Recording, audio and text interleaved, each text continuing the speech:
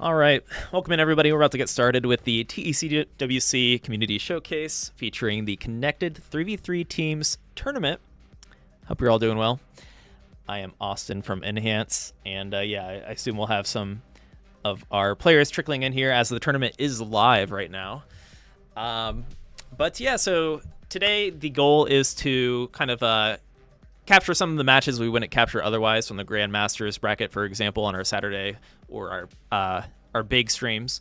But we'll capture some of the amateur bracket and the Masters bracket, which you can see live on that start.gg, the most recent link here in the Classic Tetris chat. But yes, let's hop into it. Hope you're all doing well. I am, again, Austin from an Enhanced team, and I'll pull up the chat here every once in a while. But yes, TECWC is underway. If you are living under a rock, registration is still open, actually, for a tournament tomorrow for the Zone Battle tournament. We have a time slot in the early morning, in the US and or evening Japan, and a time slot that is also in the afternoon US time, Pacific, Eastern. So if you are looking to play some Zone Battle, head to www.tetriseffect.game/tournaments to register. And yeah, that's definitely going to be awesome. Some players to name drop. I know we have Siaka Gohan playing, Jaden, OSW,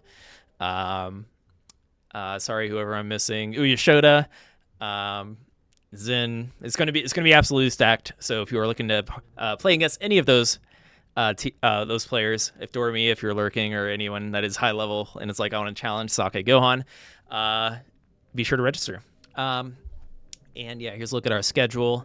So, this is the Japan schedule, excuse me. So we'll actually be live tomorrow with November 23rd with Zone Battle, November 24th if you are in Japan, or Wiley here, who's about to be on comms in Australia. But yes, be sure to register, and we're going to hop into our first match momentarily. I would like to introduce our commentators if they are here. I hope they're here. Wiley and Lyra, how are you doing? Hello, Austin. Hello. We're doing great, I think, aren't we, Lyra? Yes, we're doing great. Wiley had to get up and run around, but I've been here. I did. I'm very keen. But yeah, we're excited to see this bracket. Honestly, I'm excited to see tomorrow's bracket as well. Quite the lineup. If you're not familiar with this game mode, we hope you enjoy it. It's a really cool game mode. It's very special. It has a special place in my heart and Lyra's as well. We sort of grew up on this, well, at least I did, and it's just so much fun. It's so unique, and I can't wait to see some of the pros and amateurs go ham in it. It's gonna be awesome. Taking a look at the bracket, sorry, because I don't have it up. Okay. There we go.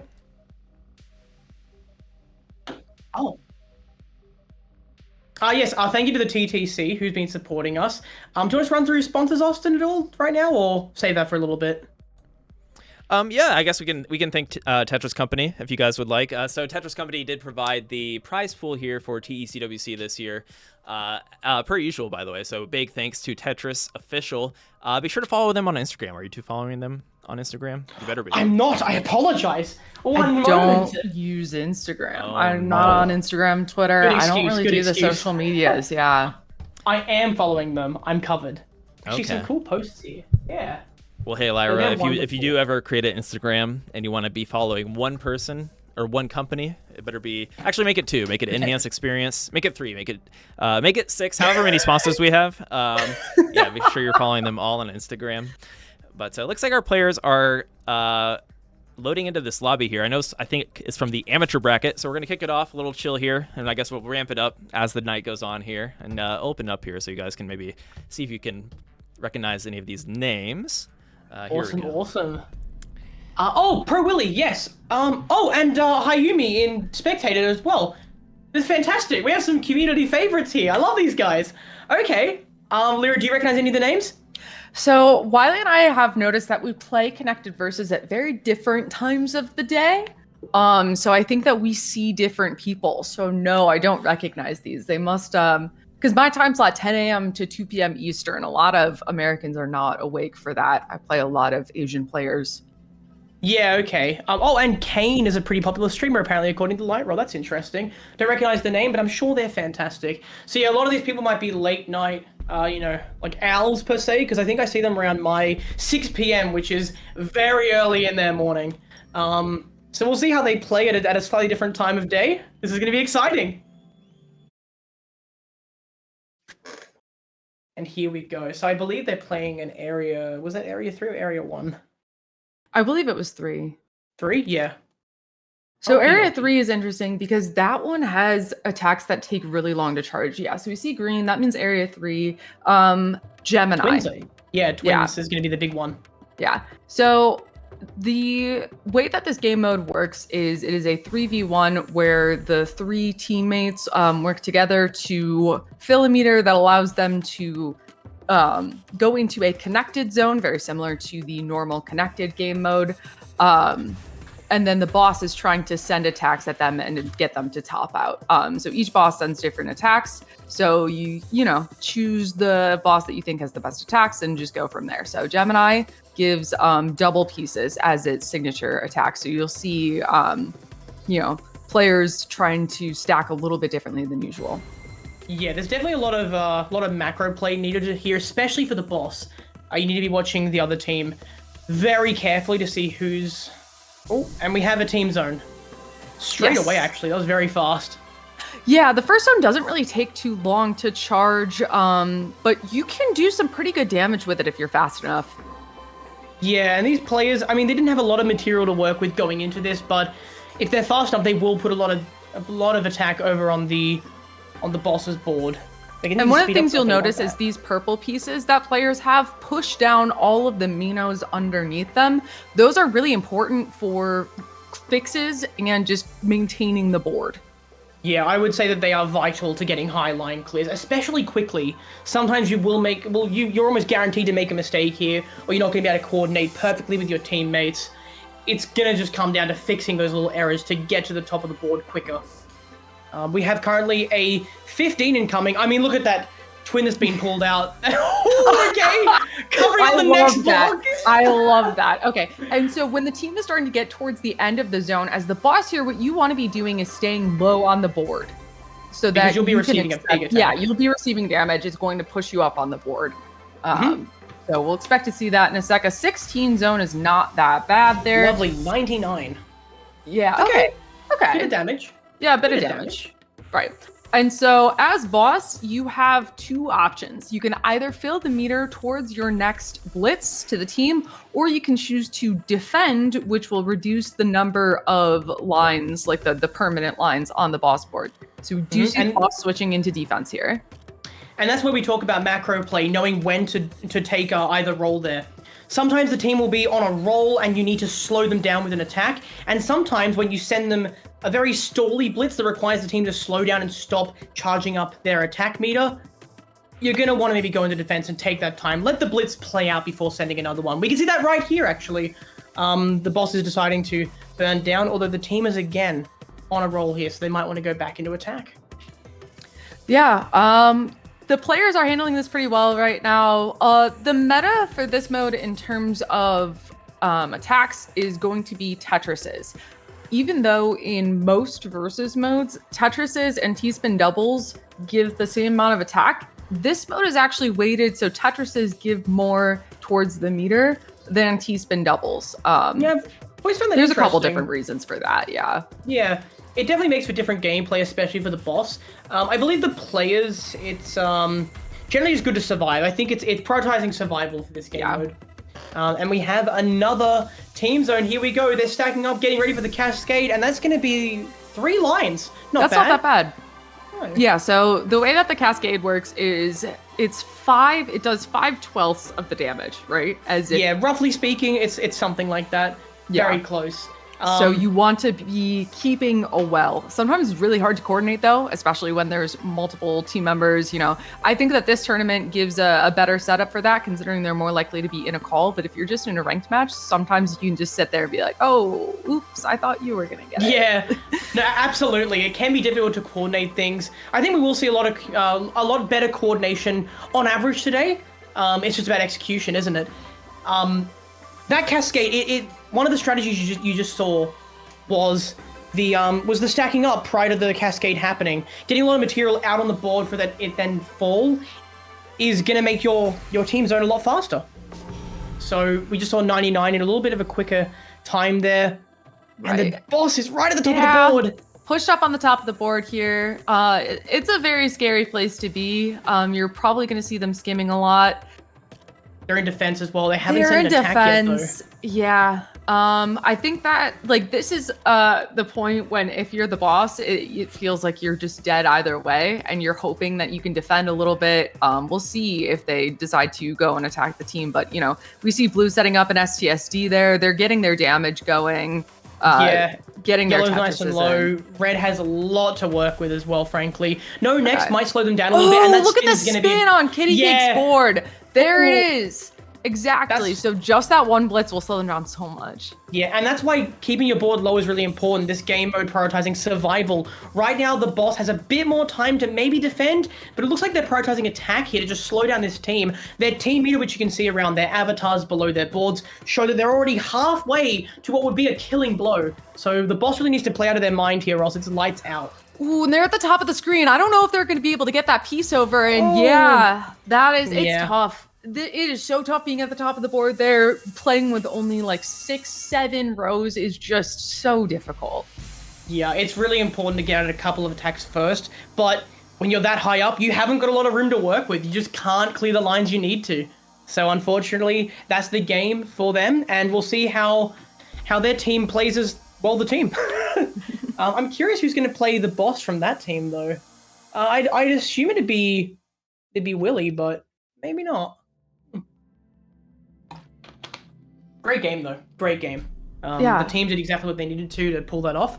The boss played fairly amicably. I think they chose the right times to defend early on, but they just were a bit cramped at the end, and it worked out against them. Okay. So we have a tier 6, a tier 10, and a tier 4. Quite a combination. Hayumi, I can't pronounce their name. Hayumi Now is quite a decent player. I'm surprised they're tier 6. That shocks me. It looks like Shotgun Earl is taking the boss position. All right, let's see. And they're sitting around Leo? Leo? They're playing Leo, okay. Leo is an interesting choice. Okay, I'll give you my thoughts on Leo. So go for it. Leo is not the best against players who are very high ranking, and because some of them are used to playing with an invisible board. Me, personally, I can't keep track of my board. People tell me all of these strategies. Like, I'm horrible against Leo. I think it's like a matchup pick. Like, if you know that your opponents aren't good at playing Invis, which most people are not good at playing Invis, then I think Leo is a great pick. This could be a really good play for them. It depends on the team, purely. If the team has a couple of players, like more than one, that can handle Invis, this could actually be a detriment. They need a lot... So there's the first Invis. Let's see how they handle this.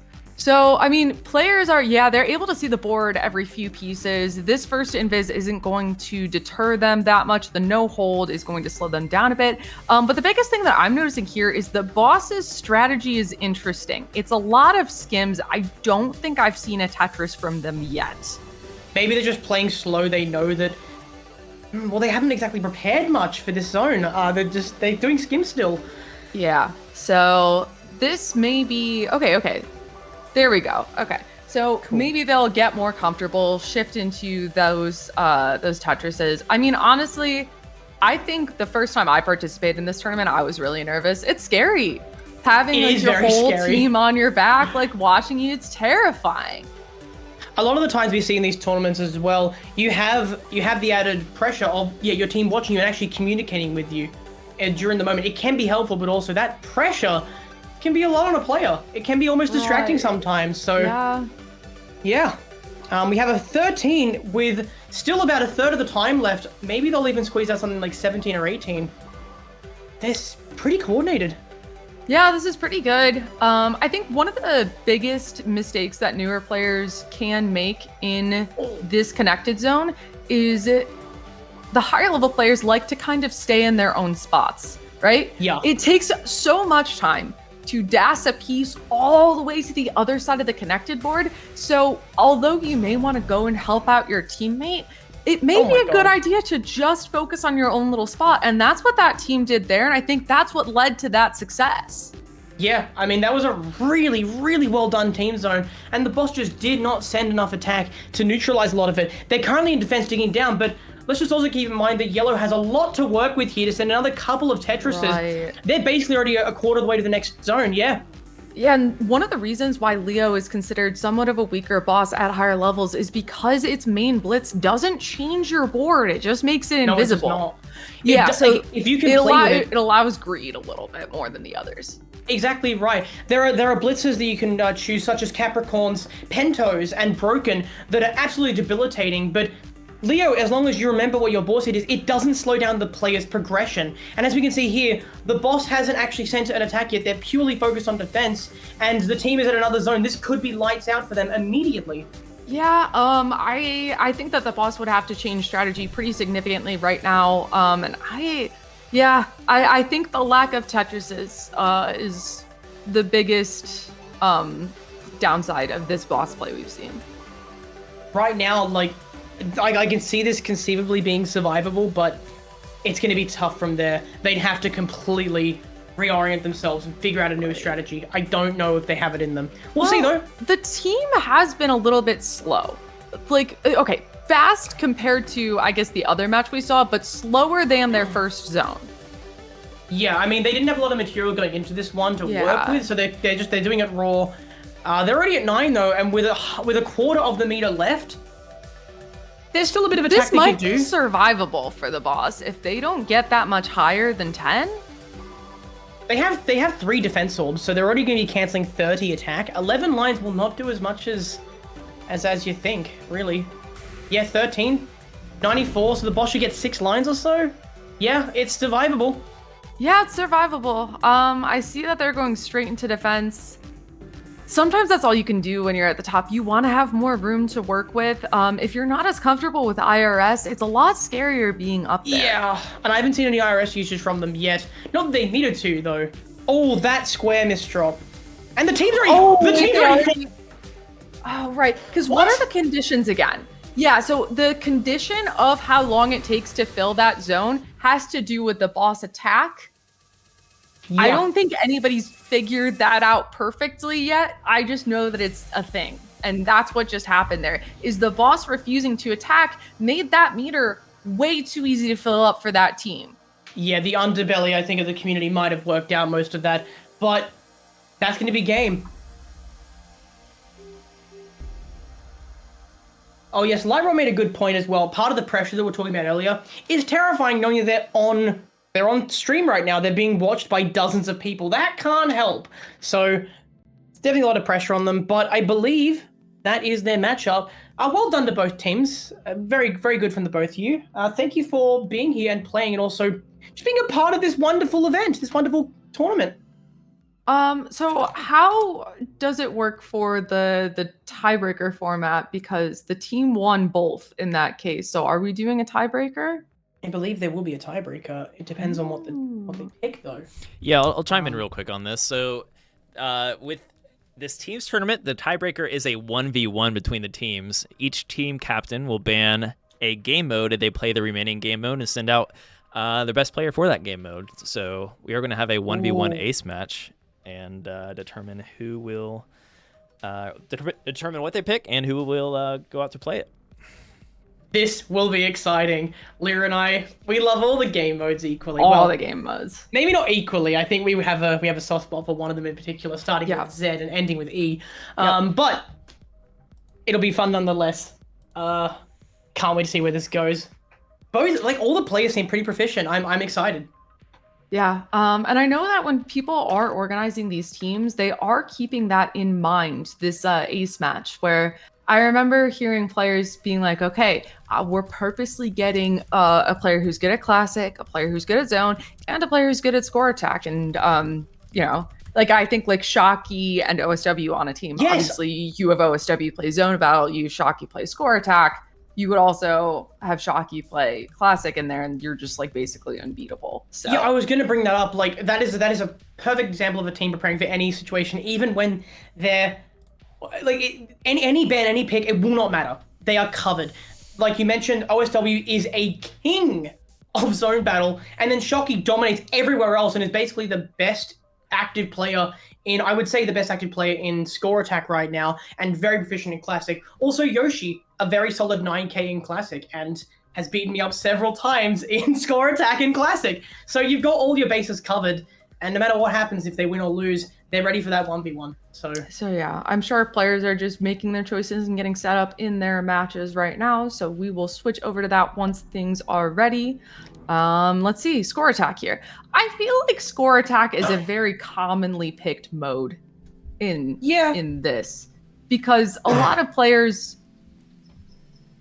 of modern players just do not want to play Classic. It trains completely different skill sets, rewards completely different things, and I feel like most players prefer one or the other. And a lot of people, if they know that there's a very strong zone battler on the other team, will just ban zone battle, and then score attack becomes this even ground. It's so funny seeing this many spectators in a match. Oh god, yeah.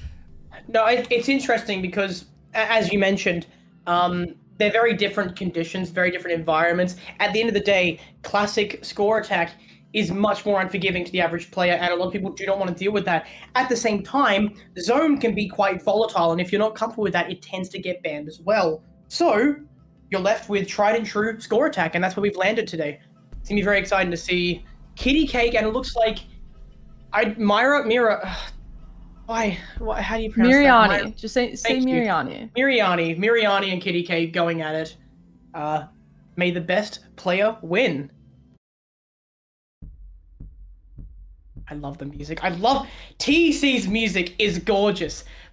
Fanboy for 5 seconds here. If you haven't bought this game, it's currently on sale on the Switch, and it's on sale regularly on all the other platforms. Buy it. It is beautiful and sounds great, and I love this game. Oh, it's great. Please buy it. Looks like we have a speed 9 start coming in from Miriani. They may be having a conversation about it, because I think that 10 is a popular start speed. 10, 15, and 20 are the popular start speeds. I doubt that they're doing 9. I'm guessing this is a conversation right now. Most likely they're discussing it, yeah. I would say a lot of people play 15 and 20, but I don't know. I just like a good speed 10. I'm a big fan of speed 15. It also gives me more runway to work with. Some people love their speed 20 because it just gets the games over and done with. Plus, it gets you to the more faster part, which people like that challenge. There's really no right answer besides speed 15. Sorry, Lyra. No. We'll see what they choose. No, I mean, I'm forced to play speed 15. Okay, so we do have a speed 9 start. That's close to the 10 I was referring to. All right. So we have score attack. And score attack in modern Tetris, it's a very unique mode, because when we think competitive modern Tetris, a lot of us think versus Tetris. But what Tetris Effect Connected offers is some non-conventional forms of competitive modern Tetris, mainly connected versus and score attack. So it is very similar to that classic score attack, that we all see, TECWC, that is that format, but for modern. And Wiley, do you want to talk a bit about the strategies that players use here? Yes, there are many. There are two that we sort of look at. I mean, well, one of the simplest ones straight away, it's emblematic of the classic scene, which is, we call it 9-0 or 0-9, as we're seeing demonstrated by both these players. It's the act of 9 columns of material, and then you score Tetrises by filling in that last empty column with an eyepiece. Very easy, tried and true, quite clean. But if we want to get more advanced than that, we can go into things like pattern stacking. And I think the best example of pattern stacking would be almighty ST stacking. Yes, ST stacking. It is quite an interesting stacking style. If we do see more score attack matches later, then I would assume that we're going to see some good old pattern stacking. So the reason why I love talking about this, the reason why pattern stacking is possible in modern Tetris is because of 7-bag. It's something that I did not even know was a thing until somebody told me that the randomizer is different, right? Because if you're getting the exact same 7, like you're guaranteeing even distribution of pieces in modern Tetris, then you can just, plan for those 7 pieces and you're going to get an even distribution of them. And that's all of what pattern stacking is about. So it's a really interesting thing, but I think it's very natural to just go for 9-0. It's quite difficult to explain ST in its entirety, but the basic idea is stacking in a reliable, consistent way that constantly gives you a bunch of T-spins over and over again. Just putting 2 specific pieces in place and having different sets in the. It's very hard to explain. But now we're seeing some really good example of 9-0. Yes, some really good 9-0. I think that the third method for playing score attack, which we may see later, is we just call it like freestyle center or like just T-spins. It's if you don't stack 9-0, then you give yourself the opportunity for T-spins. So we'll see that towards the like mid-high level players will probably start freestyling. But if you can keep back-to-back in this 9-0 stack, it's pretty good. There is another way that I haven't really seen much of because it's kind of dead. I mean, you can PC loop, but like I don't think anyone's doing that in a game. Yeah, PC looping. It's PC looping basically is not viable above speed 10, 15. You can't kick pieces over. Because you can't. Yeah. That's like when we talk. And okay, so we do see Miriani with the cleaner stack here by a good margin. Kitty's got a few holes right now. When we talk about the scores that we're used to, T-spin, T-spin double. Hello? Oh, gorgeous. Nice work. Lyra, do you know how much a T-spin does over a Tetris exactly? It's different with every single level, and I can't keep track of them all.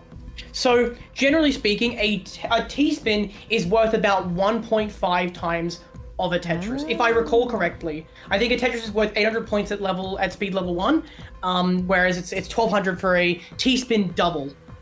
So you want to go for the conversion rate. Yeah. And with back-to-back, of course, we have 1.5. T-spins are monumentally way better scoring, way more efficient, as we call it. Yeah, but sometimes it's hard to think about those. I mean, coming from a background of not really interacting with the community, it's really hard to learn T-spins. They're not intuitive for most players. No, like it took me, I had to be given so many resources. I don't know. I think the way that most people prefer to play Tetris is like this. It's just I do want to bring up something real quick. Miriani here, despite being only 6 lines ahead, is 78,000 points in the lead here. They have a lot less runway with those 6 extra lines.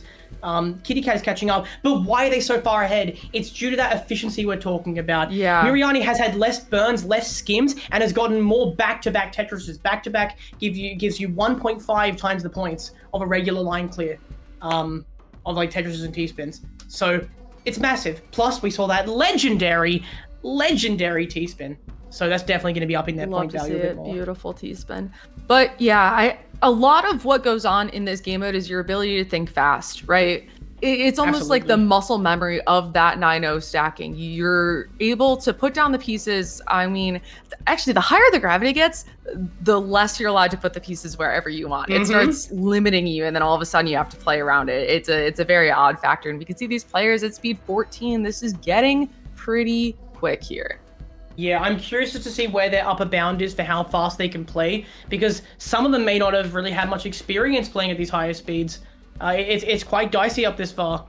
Right now, Miriani has got the board nice and low. Kitty Cat seems to have a couple missed drops that might cause them grief, but they seem to be adapting fairly well. Yeah, Miriani has some holes in the stack too. So this level 15 Tetrises, and I mean all line clears are worth so much more than they were before. Yeah, with every level we go up, it's more points. Yeah, and so you're going to start to see players getting high up on their board. I would almost say that it's a good sign when like a player is high up on their board early on. Like you kind of, it's really unintuitive if you're only used to versus to use your entire space to, be creative, get some T-spins, and that was an annoying misdrop from Kitty Cake right there. I think they're panicking a little bit. They just need to reorient. They just need to ground themselves a bit, reorient, and just survive. Again, living for a couple extra levels is going to give you so many more points. It's exponential, really. Yeah, Miriani is starting to struggle here. A lot of singles being cleared. This speed 16 is it's getting difficult to manage. That's why I mentioned that, 15 isn't necessarily the best start speed. I mean, come on, look at this. I just like my time to think. You need to be like really familiar with the speeds. We have level 17 here, some really catastrophic misdrops coming in from Kitty Cake. I don't know how much longer they're going to be alive for. They are 59,000 points in the hole, with Miriani tearing ahead, seemingly not too uncomfortable with the speed, but also not adept to it completely either. So, and that's level 18 for Kitty Cake, 60,000 points behind. They need to pull this around. They need to turn it around somehow. I don't see it happening. I mean, they do have a pretty good handle on high gravity, though. The way that they're moving the pieces around. Okay, yeah, this is where you start to misdrop. Yeah, both players have been doing pretty well at like handling things in this high grav, but it's just so tough to work with sometimes. Yeah, we're on the cusp of level 20, and at that point, you have instant.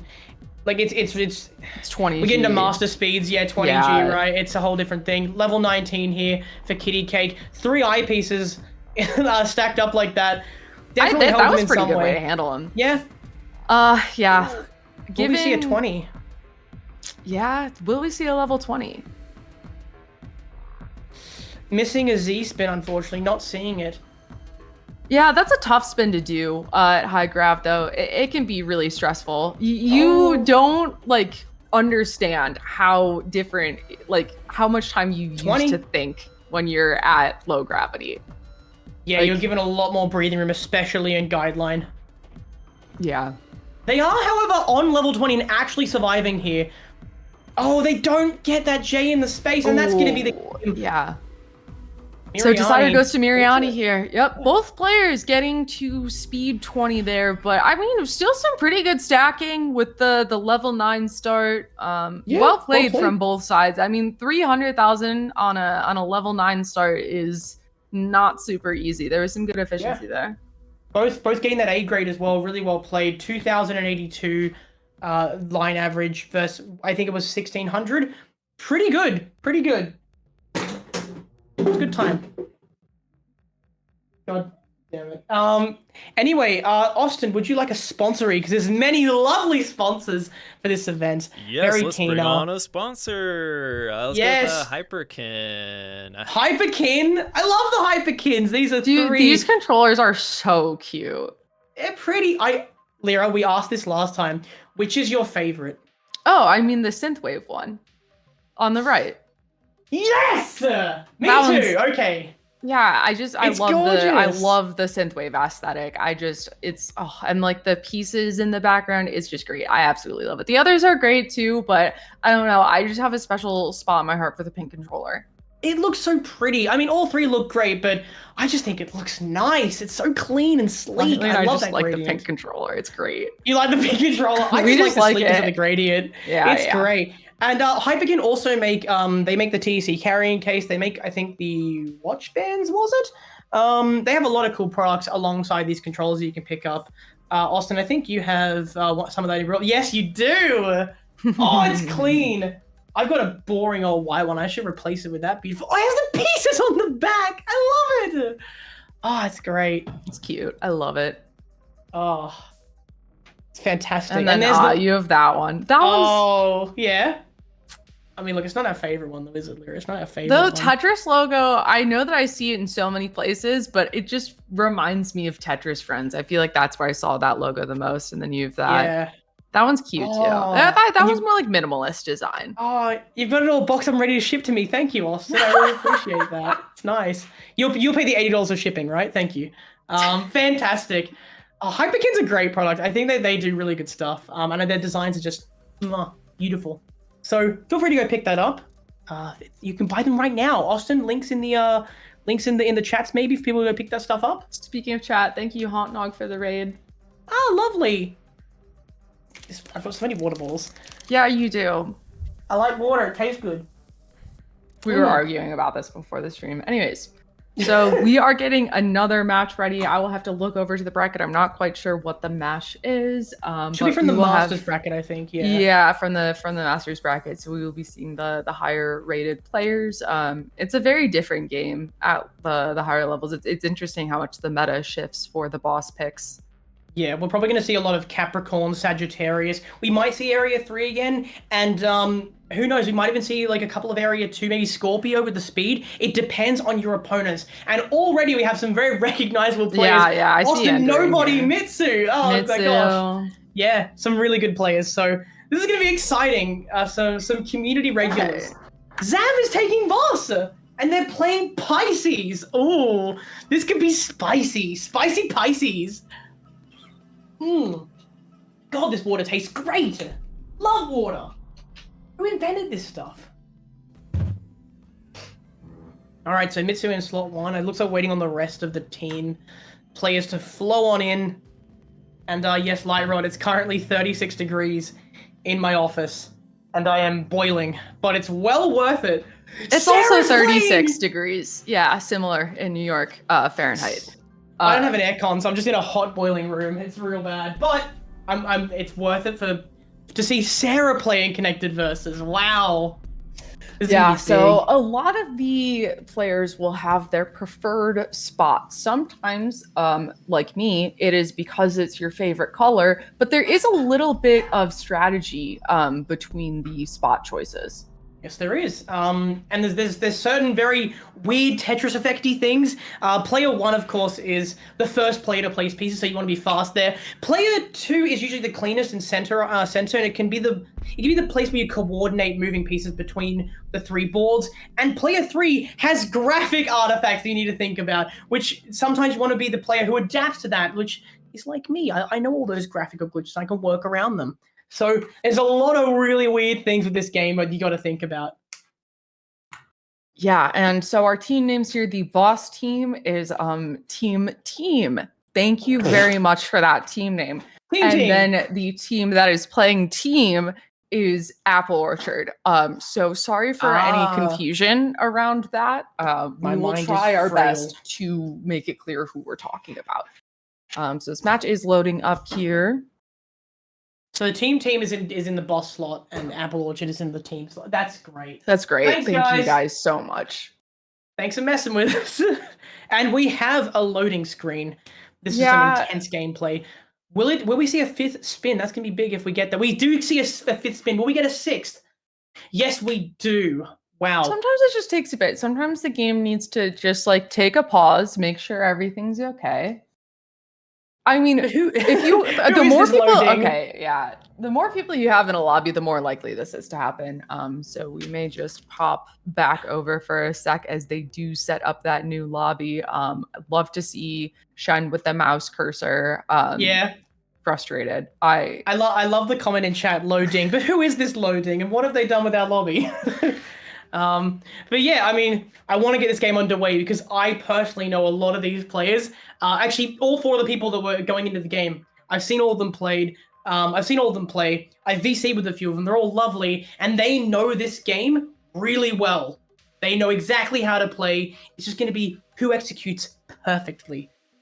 Yes, I expect to see some good zone play, some good coordination.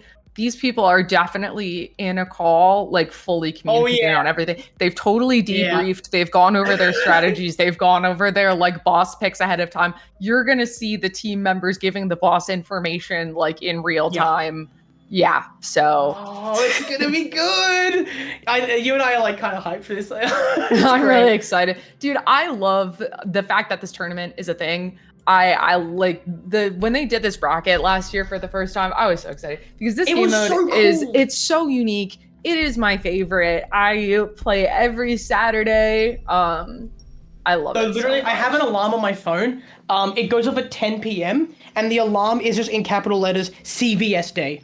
And that's been on my phone for 2 years. Every night and on Saturday at 10 p.m. I go on the game, I get my avatar, and I play CVS the next day. It is awesome. And the match is beginning in... We're trying to load. Yeah, it'll do its thing. But Give it a if few you are looking for a way to boost the overall SR on your account, maybe you are looking to unlock more avatars, I highly recommend taking a look at Connected Versus. I Yes. would say that I see a lot of people whose Connected Versus rating is like 2,000 over their zone battle rating, myself included. Austin, your cursor. It tells us everything we need to know. Yeah. Oh yeah, do a bit of tracing. Can you make it to the next gap? Wait. This is like an aim trainer. Well, It's like, you know that thing you play where you got to like thread the metal circle through like the electrified sort of path. If you hit it, it just zaps Operator. you. Yeah, that. Operator. Yeah, operator. Yeah. Ooh, Sean's got some really straight mouse lines for us. Ooh. Oh no way! Does he go back around? No way! Oh! Oh my god! Oh. This is 14 KSR right now. Okay, so I think now that we are sitting here, I think I do realize that maybe the issue with this lobby is the one person from Singapore. Maybe it could be the Singapore player. We don't know. We don't know for sure, but maybe. So, in the meantime, do we want to talk about Digital Eclipse, Lyra? Sure. Digital Eclipse, the creators of Tetris Forever, the newest Tetris game, which has a variety of different game modes from across the years, and a great documentary, all synced up with that gameplay and a big timeline for you to explore. It is beautiful. I really think that they've hit it on the head with the documentary aspect. It is a good watch and pretty insightful as to the original creation of the game. Yeah, and the game itself, I am one who really likes unconventional Tetris game modes. That's why I love Connected Versus, and there are some very interesting game modes in here if you like all the different selection that's in Tetris Effect Connected. This game also has its own selection. Mm-hmm. And I'm going to be honest, guys. I'm going to be brutally honest. Tetris is the best game mode in this game. Tetris is the best game mode in this game, hands down. If you wanna legally play Tetris, this is the way to do it. Austin, you played Tetris on the last stream, didn't you? I remember you playing a bit of Tetris. Yeah, and as a former Tetris World Championship player, I think it was one of the best demonstrations you could have of Tetris. So if you are looking for high-level gameplay, be sure to watch last week's VOD. Yeah, it was fire. There was some hype there. Dude, that crown clear, oh, that one got me going. Yeah, Tetris has had some very niche mainline games over the years, so it's nice to see those highlighted. Yeah. So I believe that you can pick this game up right now on Steam. I'm not sure what other platforms it's exactly available on, but you can get it and it's available right now. Go check it out. Look at this. Tetris! Let's go! Love Tetris. What can I say? I like hats. They're cool. I like that the menu kind of looks like Super Mario All-Stars or like some arcade game. Yeah, it actually looks a lot like Tetris Forever as well. I'm sorry. I'm so sorry. Okay. Sorry. I'm so sorry. It's cool though. It's like and the bombs, by the way. Can we talk about the bomb? The bomb mode is really interesting. I have never seen this one before. It might be my genuine favorite. I think it is a really good gimmicky sort of game mechanic. It's something that I would definitely try to recreate in my own stuff down the road. It's really fun. Yeah, Wiley has a notebook of different gimmick Tetris game modes that he would make, and I'm sure that he is going to be able to pull stuff from this for it. Don't get me started on the book. We don't talk about the book.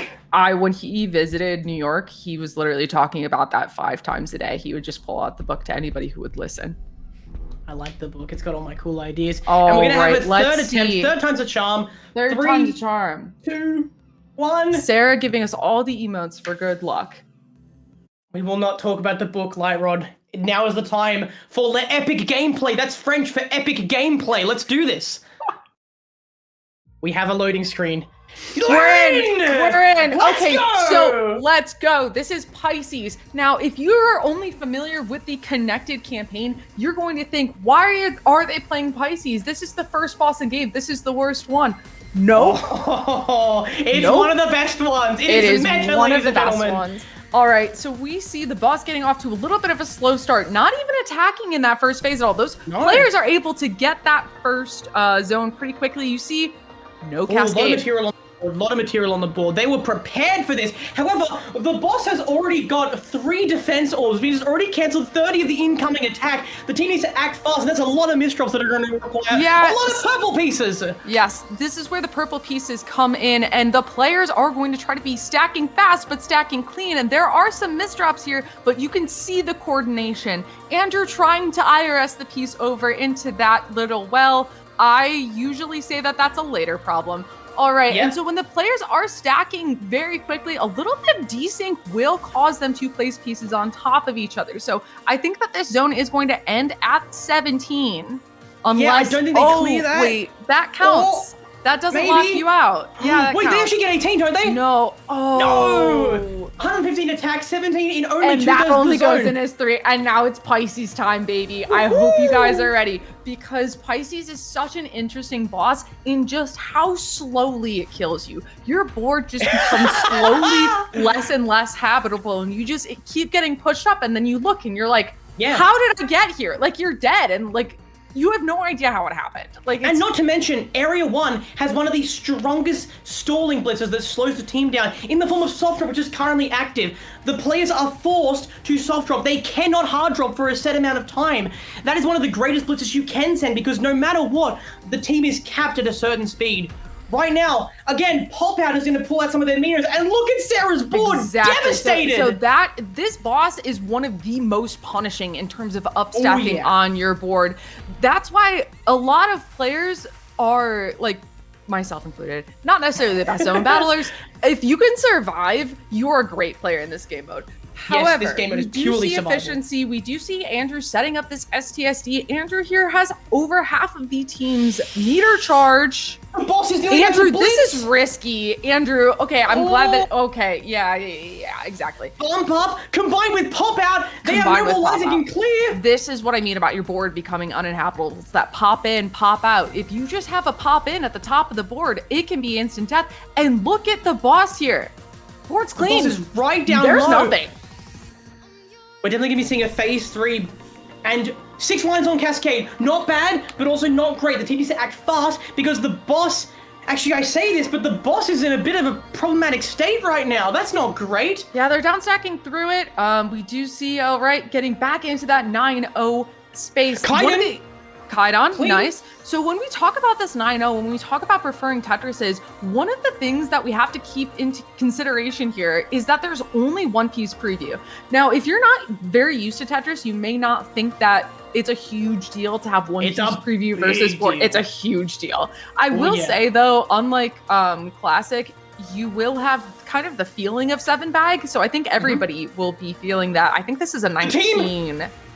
The team gets a 17, 105, that is a little bit faster than last time, and they send 5 lines of attack. I can't count very well. That's okay. Tetris players can't count above 4. We all know that. No, definitely not. The boss is preparing for a plethora of attacks here. It looks like Sarah is completely. What is she Sarah, doing? you need to get down quickly, because this boss does not like high stacks. If there's a popping pop out coming, they are doomed. Oh no! Okay, no, that's fine. That's fine. She's actually okay. that was best case scenario for her. Yeah, but it's not gonna get any easier. Soft Drop is gonna limit what she can do here, and Mitsu also with a couple of bad rain spawns. Bump up. Sarah might be dead here. Yep, and that's that greed. That's that greed right there. Is Sarah got too high up on the board, wanted to go for a giant combo down stack, and that is it. And now all of a sudden, the team has to try to fill the meter with only 2 of them. One down. Okay, the one good part about soft drop, if you're on the team, is if you're at the top of the board, that's not going to affect you as much. No, it's not. Although that popping is definitely going to affect a couple of them. Yeah, this is why I say everything is fine until it isn't with this boss. All of a sudden, you have a plan, and it's just gone. And now I think Andrew's the last one alive. He's rotating the piece to buy a little more time, but it's not going to work. Yeah. He's gone. 1 to go. And then we saw that in those previous rounds, Andrew was the highest contributor, yet all of a sudden, who's important right now? It's Mitsu. Okay. I don't see this going well. They need to survive until Sarah gets back in. Then they're officially death cycling. Ooh, and that's That not what you. rain is Yep, gonna that's end game. it. That's game. That is Pisces gameplay for you. That's what you have to be like on team. You have to play perfect against someone who knows how to use those attacks and identify when you're vulnerable. Honestly, Zav played near flawlessly. That was fantastic. That was then a bit of a gorgeous. No, shaky, no. bit of a shaky defense in that second phase there. But That before boss otherwise, attack is insane. yeah, that was great. Well done to Zav. And now we're going to see either Mitsu, Sarah, or Andrew in the driver's seat. Ooh. This is going to be a great second game. I feel like Andrew has the highest speed. I would assume they would put him in there. And I want to see what their boss pick is. I'm going to anticipate something in Area 3 or 4. I think Andrew, I don't see them play often, but I'm going to probably suspect an Area 4 boss. Are they just going also, Pisces? Are they going Pisces as well? Are we going to see reverse Pisces? Back? Honestly, No I would way. say Pisces is one of the easiest bosses to play. I would say that other bosses take a lot more screen watching, and that if you just want to go fast, honestly, I recommend Pisces. Pisces is okay. So yeah, Andrew showed us why he went for this boss. It's because he likes the spinning fish 70 The spinning emote. fish. The I spinning will fish say, emote. Lyra, So he's choosing his boss off of his favorite 7TV emote. and here we go. Now again, we mentioned... And he's doing the H opener! Andrew, why are you doing this? H cannon, here we go! Okay, Andrew! Yes, so this is what I'm talking about. Okay, so players, once they have access to 7-bag, they have access to their openers that they used previously. PCO is a very popular one. Andrew is just the connoisseur of niche openers, okay? That's just like his favorite thing to do, and I love seeing it. And you know what? Damn, he does it well. Beautiful. He does. He Here does. we have an upstack from the players, just placing a bunch of pieces. A pretty good cascade, clearing no lines. Player 3, Tetra Rip. Tetra Rip? Tetra Pit. I can't read very well It's either, okay. apparently. They leave column 10 open so that there's no lines on cascade. And look at this, beautiful, a lot of material on the Great board. coordination here. So this team is going a little bit slower, but I would expect them to have a higher zone clear. They look a lot more coordinated. But, you know, sometimes the speed is more important than the coordination, right? Like, because it's all about how much the boss can defend in that time. Exactly Speaking right. of what, the boss, Andrew, what are you doing? Andrew needs to get down quickly we need because to this not attack do might be that. substantial. They have 18. I think they have a 19 as well, you know. Oh, unfortunately, I think that nobody couldn't quite get the pieces in order they need to. There might have been a solve there. We'll never know. I'm not going to go back and watch it. And we have a first big pop in. Yeah, there's our pop-in. So you're going to notice that Andrew is a lot more upstacked than the last boss was after the first zone. Andrew is going to switch into defense while these players are on soft drop, and that's what you were talking about with this being one of the easiest blitzes in the game to do that. Exactly right. I think it's an easy blitz, but Lyra, I take issue with what you said earlier. I think Pisces isn't the easiest boss to play in the game. I think that honor actually goes to the Tetramidian. Which we'll get into that later if we see it, but Pisces isn't exactly a walk in the park. I will fully disagree with you. I will fight you on that, but that's okay. I'll fight you when we get there. Yeah, okay. No, we'll fight when we get there. Yep. Meanwhile, we have quite a few rough board states coming up here. Yeah, Ooh, nobody dear. is getting a decent down stack here, getting some T-spin doubles. Tetra Pip is also in a good spot. I mean, they have their down stacks going. Like, they're not about to die with one more. Nobody with a 6 combo on that down stack there, bringing their board nice and low. And honestly, the team's 2/3 of the way there. If they can just keep their survival up and keep their boards relatively low, we could see a second team zone here pretty quickly. But that was a very well-timed attack from Andrew there. We do see these players slow down. Their board's not ideal, and this ringen is also going to be not ideal. And ooh, look at that misdrop on Zav's board. I think that's just like an odd piece locking in, but not the best situation. They're going to make this zone, though. Yeah, there it is. Okay, so Andrew is now down to 4 rows. There were some mistakes as he was playing in zone last time. Oh, he's fast. We're gonna speed though. Yeah, so this is where we're gonna hope that Andrew's speed comes in, and now yeah. So this is why. Okay. Wait, the team is so fast here. Look at the speed from the team. 12 lines. Yeah. 12 lines in like it's like 6 seconds. Tetris is Andrew. This is wowie. Okay, it's fine. Everything's fine. Oh, thank you for the Wait, the team is crazy. Wait, the team is crazy. Wait a minute. 17 lines in half the zone. If they just finish it out quickly, this could do a heck of a lot of damage here. Oh my god. Is that a 19? No, 19 there. One-time attack, though. Okay, survivable. Okay, so Andrew knows how to work with this. Is not in defense. I like that. Immediately switching into defense, I feel like can be very natural as an instinct. But I would recommend just sending one blitz and then going straight into defense. That's honestly, I think some of the best advice I've ever heard when it comes to CVS. I think that honestly, you need to get that first attack in before you start defending, because the team will just sprint ahead and run away with the win. You gotta get that first defense in to slow them down, to buy yourself time to get low rather than just legging it. And here we go. Andrew already burning through about 4 lines of attack here, sent by the team, getting his board down about halfway. But the team already passed a quarter. Andrew's gonna need to get a bit more aggressive soon.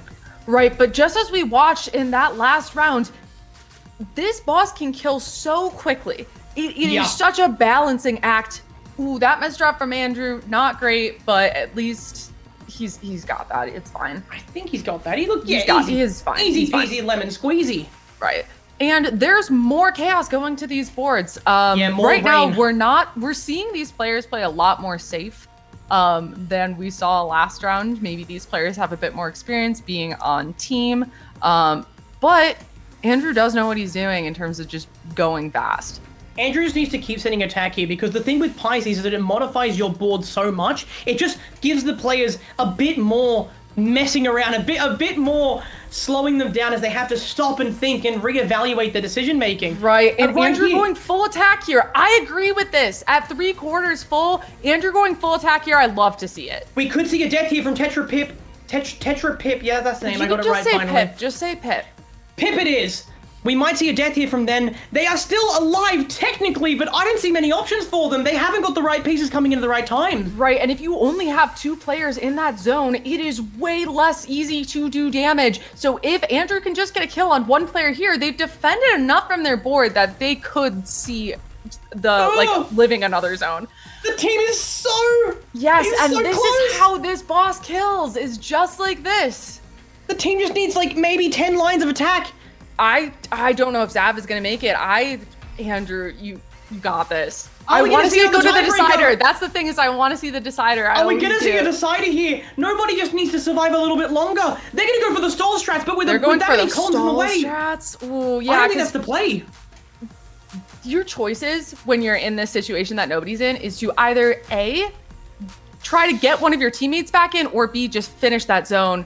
And I locked don't in now. see either. Yeah, I think they could have maybe finished the zone, but that was I not don't think that was easy. the play, That was yeah. an uphill battle, even if they did finish the zone. Yeah. there. But you know GG, what that Andrew. means? it's a Decider time! Dude, I'm so excited. I'm so excited to see what they say, what they play. Oh, This could be an interesting one. I assume Andrew might take the reins here on a decider. They're pretty proficient in all the game modes, really. We have them really good in Classic. Yeah. They're pretty good in Score Attack. Seen them in there a lot. And of course, they're a king of Zone Battle, performing more curbs than even the Star sometimes. So, we'll see how they go. Meanwhile, the other team, not sure who will take in there, but I'm sure they'll. I mean, they'll we put a did bit see of a some fight. pretty good gameplay from them. I mean, they were a very experienced team. Like they knew the team play. They had the game knowledge, I would say, more so than the other team. But I would say that Connected Versus is the most game knowledge dependent game mode. Yeah, the entry barrier to that higher level is way higher. When it comes to all the other game modes, you do not need to coordinate with other people. It's purely your gameplay, nothing else. Sure, we have macro play in terms of watching the opponent, but now you need to watch everyone else and work with them. That's a lot harder. There's a lot to ask of just matchmaking. Thankfully, you can pick your teammates in this one, and you can really hone in on that coordination. So, yeah, it's really cool. It's an awesome game mode. Yeah, I'm excited. I love it.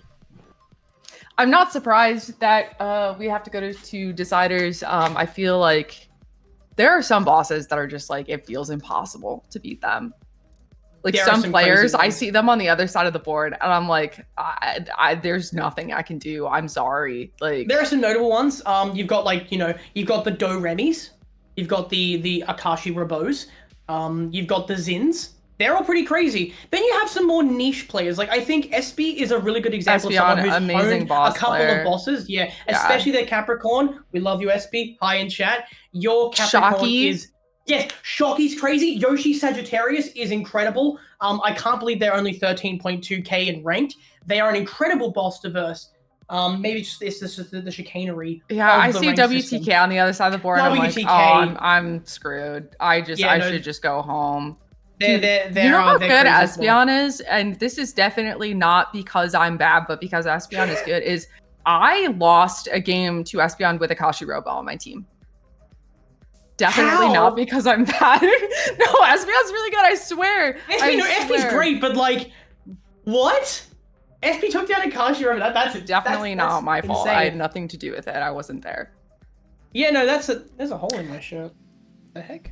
Sorry, I just looked in my. There's a So hole we're in my going shirt. back to score attack here.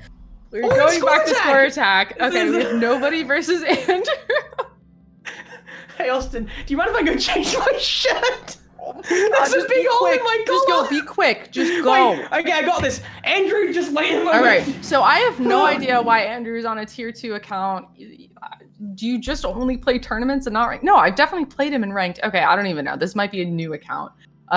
So I don't know how much ST stacking these players know. I would expect for us to see some freestyle stacking, which that's going to be very similar to the boss play you were seeing, but players can get a lot more creative with their setups when they have 4-piece preview. So let's see what start speed they agree on here. I would not be surprised if they were to go for a 15. I actually would suspect a 20 because I think nobody knows that Andrew's really good at ST stacking.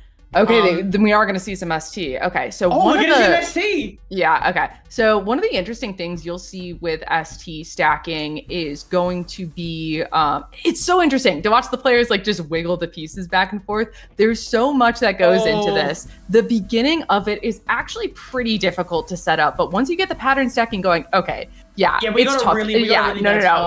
We've abandoned it. That's entirely understandable. That's they might try and pick it back up. In fact, nobody's still looking for that pattern, but it's going to be hard to find.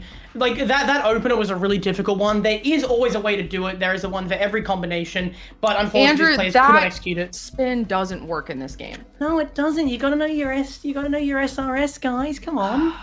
Come on. All right, so now we see these players going towards the freestyle stacking. I would say, there we go. See Andrew with the, that was a T-spin single out of a triple setup. Okay, both of these players, they know their stuff when it comes to stacking. They know how to play this game flashy, and we see Andrew doing what I talked about before with using that entire board. If you're a bit more unfamiliar to Tetris, you may think, okay, this player's at the top of their board. That means that they're having a bad Andrew, time. nice donation. No, it's because in versus, you want to stay low on your board because your opponent is sending attacks from the bottom. But when the board is all yours, you might as well just use all of your real estate, right? Yeah, I think that's a really good point. There's no real reason to you don't have to worry about attack. So why worry about how high you are? As long as you're just staying efficient, go as high as you want. It's free real estate. And so we see Andrew with a bit more of the flashy stacking where nobody is a bit more of what I would call normal human being stacking. But it's still good. Here we have Andrew stacking on top of his material. Dirty stacking, as they say. Right now he's pulling ahead by 120,000. There's no real line difference. It's just efficiency right now. Nobody's going to need to really put on the accelerator here and start putting down some T-spins they want to catch back up because Andrew's continuing to T-spin. Right, and if you care about, if you sacrifice your board state here. Oh, are we STing?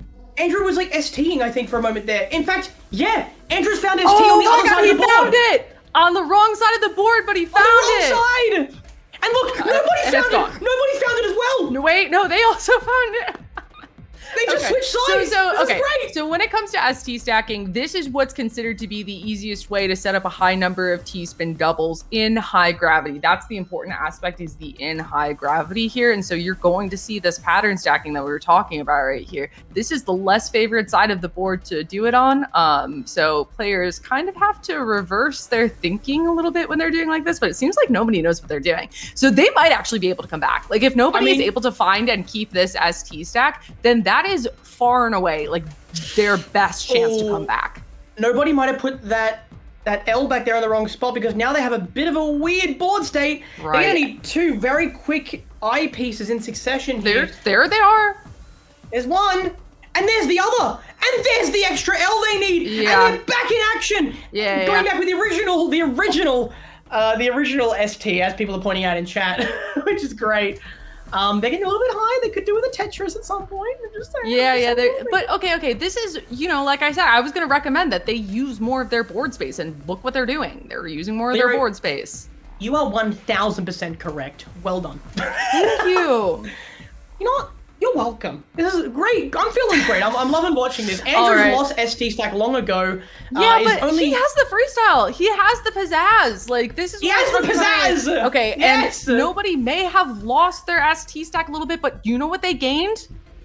Respect. The lead. Okay, The lead! Look, they're in front now! Here we go. We have officially exited Speed 20. We are now progressing up the speeds. It's going to get fast here. We're at level 21 and 22. When we get to level 25, the player's going to start to lose control of their pieces as literally the lock delay is getting faster than they can think. So we'll see how they go, how far they can get into this game. I know Andrew can play Speed 28, which means nobody has quite a high quota to reach here. And already we can see that Andrew is down 60,000 points. Nobody is being really efficient here. Nobody is finding those T-spin doubles here. The higher we get into those speeds, the more points those get here. All right, finding a Tetris, not breaking back-to-back, I want to point out. Oh, this is real good. No, in fact, yeah. We just saw nobody go for a, they just went for a mini T-spin that didn't clear any lines. Those still score points. Not clearing lines, but getting a T-spin mini. Oh, the donation! Sorry, you take over, Lyra. My heart's going insane. What's going on the other side of the board is that Andrew was actually able to find a little bit of ST stacking. I don't know if it's enough, though, but finding that strategy, I don't know. This is so intense. I mean, this is the freestyle versus the ST. That was a very fast down stack. That was a really good down stack. And I mean, yeah, like you said, we expect Andrew to play really well at those high speeds. We're getting this. Oh, we are greeting for the T-spin double donation instead of the T-spin single donation from Andrew. Every single T-spin counts at this point, and both players know it. You know, nobody's starting to lose control here. This is what I mean by the speed difference. Andrew's comfortable on these higher speeds. Nobody seems to be starting to lose control. I mean, they were handling 25 pretty well. They were, but the difference between 25 and 27 is pretty great, and Speed 28 is a massive kick up again. They are 7 lines away from that, trying to keep control here, but they are more than 2/3 of the way up the board. This is not great for them. Andrew's 97,000 points ahead, though, while they have the lead. Sorry, behind, my bad. Yeah. So it looks like nobody's about to top out here. Let's see if Andrew can get this high gravity chase down going. That's a T-spin single. He needs 2 T-spins to do it, just 2, but he's losing control. He's 1 line away from Speed 29, which I believe is 101 milliseconds. No! And they're not gonna get it! Nobody takes the game and wins their team the match. What? Dude, 1.4 versus 1.3 million is insane. 8.5 thousand line average. Wow. Ooh, wow. Okay, that was really a beautiful decider to see. Dude, that was so cool. That was sick. Oh my god. Well done to both players. Great game. Nobody immediately types in chat in all caps. That was very scary. Oh my god. I bet it was. Wow. That was an incredible matchup, guys. Oh Andrew my god, and well done. Like, so well played. I think the hardest part of that game mode is just keeping your cool. And both players did such a good job with that. It takes so much to like go back and forth and find that ST stack and get out of it. Yeah. It's so difficult to do. And it's being able to improvise when things go wrong. Unless you're Shocky, then you're just perfect. But when things go wrong, it's being able to improvise and maintain that efficiency. While you're not quite sure what's going on, eventually you want to try and get back to that ST, but until then, you need to keep calm, keep cool, stay with the speed, and just score. That was so good, guys. Well done. Wow. Oh, that was sick. Eating a banana. Yeah, so Team Apple Orchard does take that set. We will continue. I think that we are going to follow the pattern of going back down to the amateur bracket. So we will see things. I don't know. It's different. Like I love that the metas are so different. And when you talk about like boss meta. It's so different in different skill levels of the game. Yeah, we're just vibing. It's great. We're seeing a lot of different players around the community coming together and just having a grand old time. However, I believe it's time for another ad. Hey, Austin, bit of a yeah, Ampex collectible Tetris coins. Heck yeah, guys.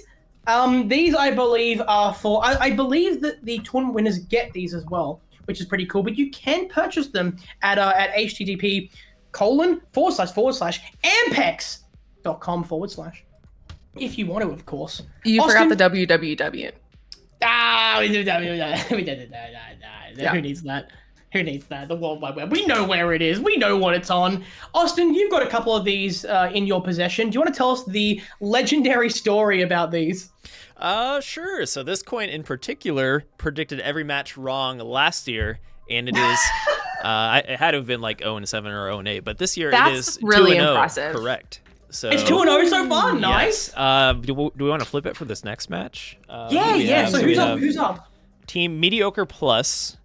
That's a great name. And then Midnight I do Rain. like that team name. Midnight Rain. Okay, those are both banger team names. So I guess let's do heads, or Tetris title screen for Midnight Rain will win, and tails, Mediocre Plus will win. No, this is a hard coin to flip, so I might botch it. Let's see. Ooh.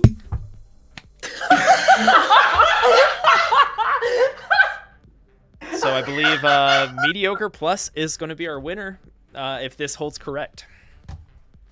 Dude, the coin just hit your mic. That was so good. Oh, I'm seeing white dots in my vision, dude. That was funny. Okay, so yeah, well, let's see how the coin does. Yeah, we have our nice. prediction. Speaking of predictions, over on Twitch, I don't know who's managing the Twitch, but maybe do a prediction for this. See if we can do channel point shenanigans. It's up to you guys. But right now we have Tab. I can't read the names you keep moving around, guys. What do you want from me? I recognize Tab. I think Tab is Matthew an Aries name. Matthew is here 21, JC, Buttered V, Tav, Nokino, and Alimander. I don't recognize many of these players except for Tav. Tav's quite an active I know player in Nokino. ranked. Oh, you know Nokino? Okay, cool, Yeah, cool. yeah. I don't fully recognize a lot of them, but Tav is quite active in ranked around their level, like every weekend, just like us. So I mean, interesting to see how they I know play. that they're an Aries main. I see that name and it is usually in are green, they? and usually I am scared. So Oh, yeah, I would, if they play boss, I would expect to see that. this is gonna be fun. I love this game mode. I know you love it as well, Lyra. It's such a fun, weird little thing. I don't 3v1 know why anyone could hate on this game mode. Like, It's come just on, so much fun. get on the It's- leaderboards. Get on there Saturday mornings, dude. Yeah, why not? Sundays if you're in my time zone. I will say this. It can be goofy. It can be as goofy as you want it to be because obviously all the abilities and blitzes, they're weird. But have fun with it. If you want to take it seriously, you can. If you want to have fun with friends, it is the all-purpose game mode. It embolizes. Is that the word? Embolizes? I don't know what that word is It's- actually used for. Okay, let's choose a different word then. It embodies everything There we we go, love that's a good about one. this game. There we Yep. go. Another one that starts with EM. Yeah, It's a great game mode for a great game. You can get TEC right now on all the platforms. It's on sale on Nintendo Switch till December 1st. Go pick it up, gamers. Go on. You sound like a ghost. Like you're like, woo. Ooh, Yeah, the okay. game is on sale. So, okay. Hey, did I not say it? You literally Did I called not it! say it? I You knew it. I know called what I'm it! talking about here. You know Tav inside and out. How do they usually play? You've seen them play before, right? I mean, I would say Aries is a very specific play style. It's not like different play styles. Like, there's not like multiple ways to play Aries. As one way to play. And how is that, Lyra? I'm sure we'll see in a second. But Okay, so the thing about the Area 3 bosses is it takes a lot to charge the meter, but once you do, the attacks are very disruptive. So that's actually, the biggest thing you're going to see here. I actually went through Enhancer's Twitter history recently and retweeted a bunch of Tetris tips posted a couple of years ago. And there are different categories depending on the area. And like you said, Area 3 bosses, they take a while to charge that meter, but they're strong and they're consistent. Also, the blitzers tend to force the team to stall a lot more, which I think makes up for that time duration of charging up the meter. And if Tab knows how to play that, then he might be a very strong boss indeed.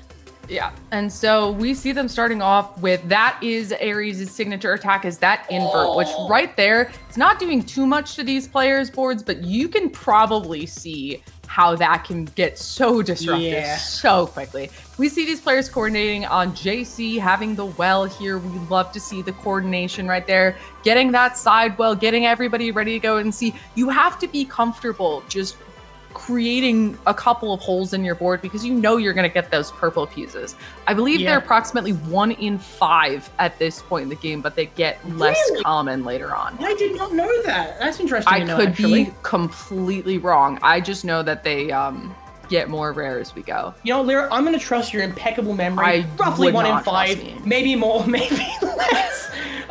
However, they're all playing great regardless of the amount of pebble pieces they're getting. At the end of the day, you need to play fast. Don't be afraid to make those holes like you said, and just fill up that fill up the board as quick as possible. And they're doing that right now. However, let's take a look at Taz. Really clean board. I believe that's 1, 2, 3, 4, 5, 6, 7 defense orbs. Wow. So this is not going to do a lot of damage to them. Yes, that team did build up that high zone, but you know, it takes a little bit of time to coordinate there. It's not easy to do. Yeah. And I would expect to have to put down some really good damage here. Lyron's actually said that you are correct on the Yes, Domino. let's go. Yeah, see, I your have memory correct impeccable. info for once. I usually don't. No, right. impeccable memory for you, Lyra. Thank As you. always. No, but okay. So Tab is getting this attack out. A little bit of freestyle stacking on the board, going for the down stack here. But they know how to use this Ares, like I said, very experienced player. And the team is just about a quarter of the way through their meter. That did not have an invert in it, which means the next one probably will. But you can see that it takes a lot more to charge those up. Yeah, I mean, like, everyone's playing really well here. This is smooth gameplay. Although Buttered, the names are so small. Buttered is already about 2/3 of the way up the board. JC is still dealing with that previous invert they had. Right, It's this not next looking- invert could be very disruptive. The no There it next. is. And the yucky. Yeah. So this is what Ares gameplay is all about, is that right there. And as you see those players starting to deal with it, that is when Tab is just switching into defense here, preparing for this next zone. Yeah, frankly, that was a great time to defend as well. They've gone back into attack. Gonna see if they can do some more damage. Maybe kill red? I don't know. They're waiting for this T-piece, but it may not come. Instead, they send an attack. Little combo next, wide. plus a bump up. Ooh, the players just barely get that ding. They are ready to go here. It is time for the next zone. This might have been a detriment here. Actually going for that attack, that bump up, has given the players a little bit more material going into this zone. Already at 10 in 2 seconds flat. Yes, This but is 8 of big. that was Cascade, and so 8 of that does the 5/12 damage as other line clears would. I'm also going to point out that unlike in zone battle, your efficiency in zone does not matter. It does not matter if you are clearing No, it does singles. not. It does not matter if you are clearing T-spin triples. It's just about the number of lines that you clear and how many of those were from the initial Cascade. In line with the survival feel of this game mode, doesn't matter, just clear lines. That's all that matters here. The team is on 18, 105, beautiful. Yes. Oh. Yeah, that puts Tab pretty high up on the board, but an experienced boss player is able to play from that part of the board. They are used to it. They have the experience, and I expect them to excel in this And they have a this situation. Tetris. They are trying to send an attack, but like we said, it takes a while to send. It in takes Area a 3. while. Yeah, so we mentioned the strategy earlier about, okay, you probably want to send an attack. Don't let the team get those clean boards built up. And in Area 3, that is so much harder. It really is. If but this once was they get Area the- 1, they would have had 2 attacks out by now. But Yeah, no, easy. We have a bump up plus an invert. And that has messed up all 3 of the players' boards. Look at that. We have a washing machine hiding in Maddie's Here's board. What is that? Yeah, so one of the strategies, if you are on team trying to deal with this type of blitz, I highly recommend trying to skim your stack down. Worry about the lines that are on top instead of trying to, throw your eyepieces into a well that is way far down. I think that's a very important strategy for Sagittarius, but it works well here as well. No, that's really good advice, frankly. It's important to be adapting to everything you get sent, and the best way to do that is just by skimming, clearing out the big debris you get at the top. Invert works like that. It tends to create some sort of a box shape around your stack. So maybe work around that and just skim off the top. Right, and this is an odd situation as the team is at about 3/4 meter and Tav has not been able to kill any of them yet. It looks like Buttered V is up at the top of the board. But you know who else is at the top of the board right now? Tav! Their board is a disaster. Although Blue, if they can just get a couple more attacks out, maybe send this attack right now. Is so down to the wire right here with this, because I don't know if if they get a decent 3-person zone here, which I mean, look at the full well on JC's board. Although red, not a lot. Yeah, red is gonna leave the well open, but there's not a lot of material there. They're gonna have to place all of that in the zone. All right, so they may give the boss some time here to work on this, but this is not an easy board. Like, no, Tav's board is a bit of a travesty, if you ask me. Misdrop again. Misdrop, yeah. This is a tough situation to be in. Yeah, it looks like we might have a game ending here coming up. I worry about this. I'm really worried for him. Oh, another misdrop. Yeah, this is scary. And this, fractal? I mean, there's a fractal, but we're not going to say that's honestly, taking fractals with a half board on One Piece preview, I wouldn't do it. Frankly, if the team ended their zone right now, it would be a win. Yeah, I think it's still. Yeah. That's game. That was close. Yeah. Even though that player really knows how to play that boss, that just high charge time for the phase 3 was just so unforgiving there, or area 3, so unforgiving there. Honestly, great game still. Like, Tav demonstrated what we were talking about with that playstyle really nicely. They're defending at just the right times, but it seems like the team got ahead of them a little bit. Essentially, they're just trying to defend their few misdrops. It got away from them. The game just got away from them. Yeah, and so we are now going to get to see the other half of that matchup, I believe. So I'm interested to see who from that team is bossing. I don't see Tav a lot in ranked much anymore. I don't remember how good of a player they are, but Austin looks like he's going to be playing boss here. It's a little unfair if you ask me. The seeding might be a little bit wonky. But we have, JC is going to take Austin's place. All right. Interesting. So we have Nokino, Tav, and Ali right here. Ooh. So you mentioned you know two of these players. You know Nokino and Tav, right? Yeah, Nokino's definitely hung around in Twitch chats before. I've seen them. Nice. And then Tav I've just seen in the ranked queue a lot. Yeah. Okay, so JC looks like they're going for the Aquarius pick here. Aquarius is an interesting boss. Aquarius, also as I call them, Jugman. A lot of people just say Jugman. Yeah. Jugman. This is an interesting. Just like Capricorn is a fish goat. Fish goat, yeah. And then we have Leo, raw man. I don't know why people call him that. This is an interesting boss because it's such a weird blitz. It's a weird and actually blitz. it throws me a lot. It's one of my hardest bosses to play against because not only is the limited board, the squished board, just kind of weird and awkward to play with, but it moves where your pieces spawn. We'll see that shortly. It does. So if you're a fast player and you are not used to, like, if you have good finesse, it's gone. But I would assume that these players may not have studied up on their finesse. If you're playing a little bit slower, it is actually going to benefit you on this boss. Right there, Tav misplacing their J piece, demonstrating exactly what I struggle with. Exactly what we just said. It just trips you up a lot. But here we have the first team zone. Nobody's leaving a well. Oh no! Actually, we're gonna see 5 lines played on Nobody Cascade. left a well for Cascade. That is unnecessary. That could have very easily been one Cascade if there had been communication there, and that is a very common issue I see in just ranked matches.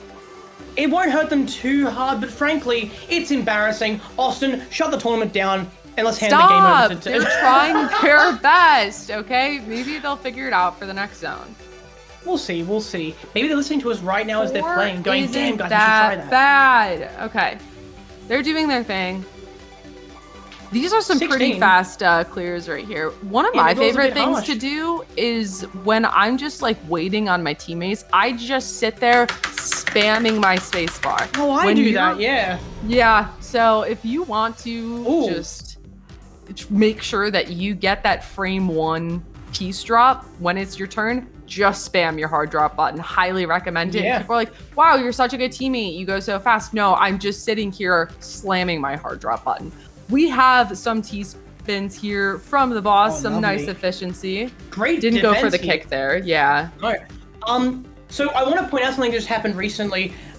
So the signature blitz here, obviously being the squeeze, but we have a common blitz that is shared by all the area 4 bosses, and that is high stakes. High stakes spawns a bunch of eye pieces in a few different columns. If you combine that with squeeze, that is a devastating combination. Yeah. If you combine them in quick succession, we're yet to see it, but if JC can pull it off, it would be an incredible game-changing play. Yeah, and doesn't it also have no hold? No hold squeezes. Yes, no hold not as easy well. to deal with. No hold and squeeze is devastating as well. There are a lot of very specific combinations that can work really well. Here we go. We have the bump up, and imagine if JC had sent another blitz after that, it would be absolutely horrific. But yeah, we do see not as long of a zone buildup as that area 3 boss that we just saw. To clarify, yeah, the areas, area 1 is blue, area 2 is red, which we haven't seen yet, area 3 is green, and area 4 is purple. That defines the common blitzes between area bosses. Yep, exactly right. And we love them. They're all fantastic. They have different music. Which music Yes. is your favorite? Mine is 2. I like 1. I think it's a great rendition of the original music from the original soundtrack. Although also I do like my area 2 because I get to scream along with it. It's Nice. a lot of fun. All right, and we have these players building up this zone here as the boss is low on this board here. Yeah, this is good. This is a great boss gameplay. This is I where don't think they'll need have a to problem. be. Yeah, upstacking a little bit here. As long as they don't Yeah. misdrop, they should be good. Yeah, a little bit The of an team, awkward however, stack. The team with a 17, actually an 18 after this red piece here. There's the 18. 142. That's okay. Okay, Oh! that's doable here. No, this is that is so bold. Oh, there's Just a, hold. Oh my god. Oh! No. No. this is, oh my god. Oh no. Oh, that was so sad. We have a tiebreaker, ladies and gentlemen. Like that. Yeah, you're so right. It is time for a third tiebreaker. Oh, that is heartbreaking. JC, my heart goes out to you, my friend, but unfortunately, your greed has done you in. Obligatory Icarus reference. Wowee. Whew. Baron in chat says, throw for the tiebreaker intentional. You know what? I wouldn't even be mad. This is the I'm meta excited. play. This is the meta play. They know that their players are actually really good in all the individual game modes, right? They're psyching them out. They're getting them hyped up just to smash them down. This is absolutely like high level, like 5,000 IQ plays going on right here. I'm sure that they have something unexpected to pull out. I want to see one of these teams ban score attack. I want to see something different. You know, I love the score attack matches, but I feel like this is the perfect time for the audience's entertainment to see something different. Classic? Let's go. Bit of classic. I'd love to see a bit of classic. Love a little bit of classic. Could be fun. We'll see. Could be fun. We'll see what happens. Be fun. Be fun. Oh, this is. Oh my god! What a weird bracket. I love it. It's so fun. I love it. What a weird matchup. Ah. Yeah, no, I think the idea of someone throwing a game just to psych someone out is kind of crazy. I doubt it's reality, but just imagine if it was what was actually going on. Oh. Yeah, they are figuring out the game mode right now. So we do have a minute as they are strategizing over here. Based on the team, what are they going to do? I wonder if they actually take zone battle on this. I was going to say, I don't, like, they might do a zone battle here. It depends on what the individual players are comfortable with, but I think I saw, like, I don't know. I feel like usually your boss player is your best zone battler, and I feel like both of them were very even. Yeah, it could be a close matchup. If they're used to seeing each other in the ranked queue, then they may know whether or not they want to ban how comfy they are, right? Yeah. I mean, look, here's the case. Here's the way I see it, right? They're both similar speed, assuming both bosses take the 1v1. They're both similar speed. They both have pretty good attack output. It could just come down to who pulls off a better zone here and there. Just Game to take a slight advantage. knowledge, Yeah, IRS. exactly right. Like, yeah. I think they're all pretty. It'd be an interesting zone battle matchup. Yeah. Classic would be the wild card here because I haven't really seen how good they are at Classic. I'm sure they don't see each other much in Classic, so that would be Nobody a wild sees card. each other much in that Classic queue. No, I think you'd definitely be throwing a Hail Mary if you take the Classic matchup. I feel like it's just so scary. I feel like as modern players, we're so used to that like high lock-in time. The low lock-in time is just terrifying. The slipperiness of the pieces, whereas in like I mentioned earlier, Classic is ridiculously unforgiving. Dare I say that on the Classic Tetris Twitch channel live? Classic is just so unforgiving. Know that. Like that's fine. Yeah, it's you don't have those little extra helping pieces. Those little extra like helping little game mechanics like the slipperiness, the hold. You only get one next. It's the speed is constantly falling. You got to work at the game speed, not your own. That's tough. That's real tough. It's definitely an acquired taste for some. Classic! You called it. Let's go! We got Classic! Yes, let's go. Will we see level 9, 12, 15, or 18? I don't know. I'm very keen. Which one's your favorite pieces? Mine is 12. Mine's 19. I like 19 starts. I don't know. I like 19 starts. I think they're funny. Oh, no, the piece colors. Okay, that's okay. Also, what's your favorite piece colors? Level 9, level 19 is also my favorite piece colors. Okay. I think I like. I'm basic. I just like the color aesthetic. But yes, also level 19 is my favorite speed. What's your favorite speed, Lyra? 12. I'm bad at the game. we got to get you to level 15. I reckon you can handle level 15. I reckon you could do it. You'd be surprised. There's so much footage of me dying on 15. There's footage of me dying on 12. It's just we did coaching, I believe, with you in Classic, which was a lot of fun. I liked that. Johan, thank you for the raid. Oh, God, we're such streamers. we're so streamer coded. Both at the same time. I'm so used to it out of the corner of my eye. Yeah. Right. Yeah. Okay, we're going into the 1v1 in a second. This is gonna be cool. I imagine they're setting up the lobby, figuring out the situation. Yep. So like we said, Classic was the Hail Mary. Maybe they have more experience than you or I realize. It's gonna be an interesting watch either way. Austin, I'm not sure. Is it going to be it's gonna be a first to one, correct?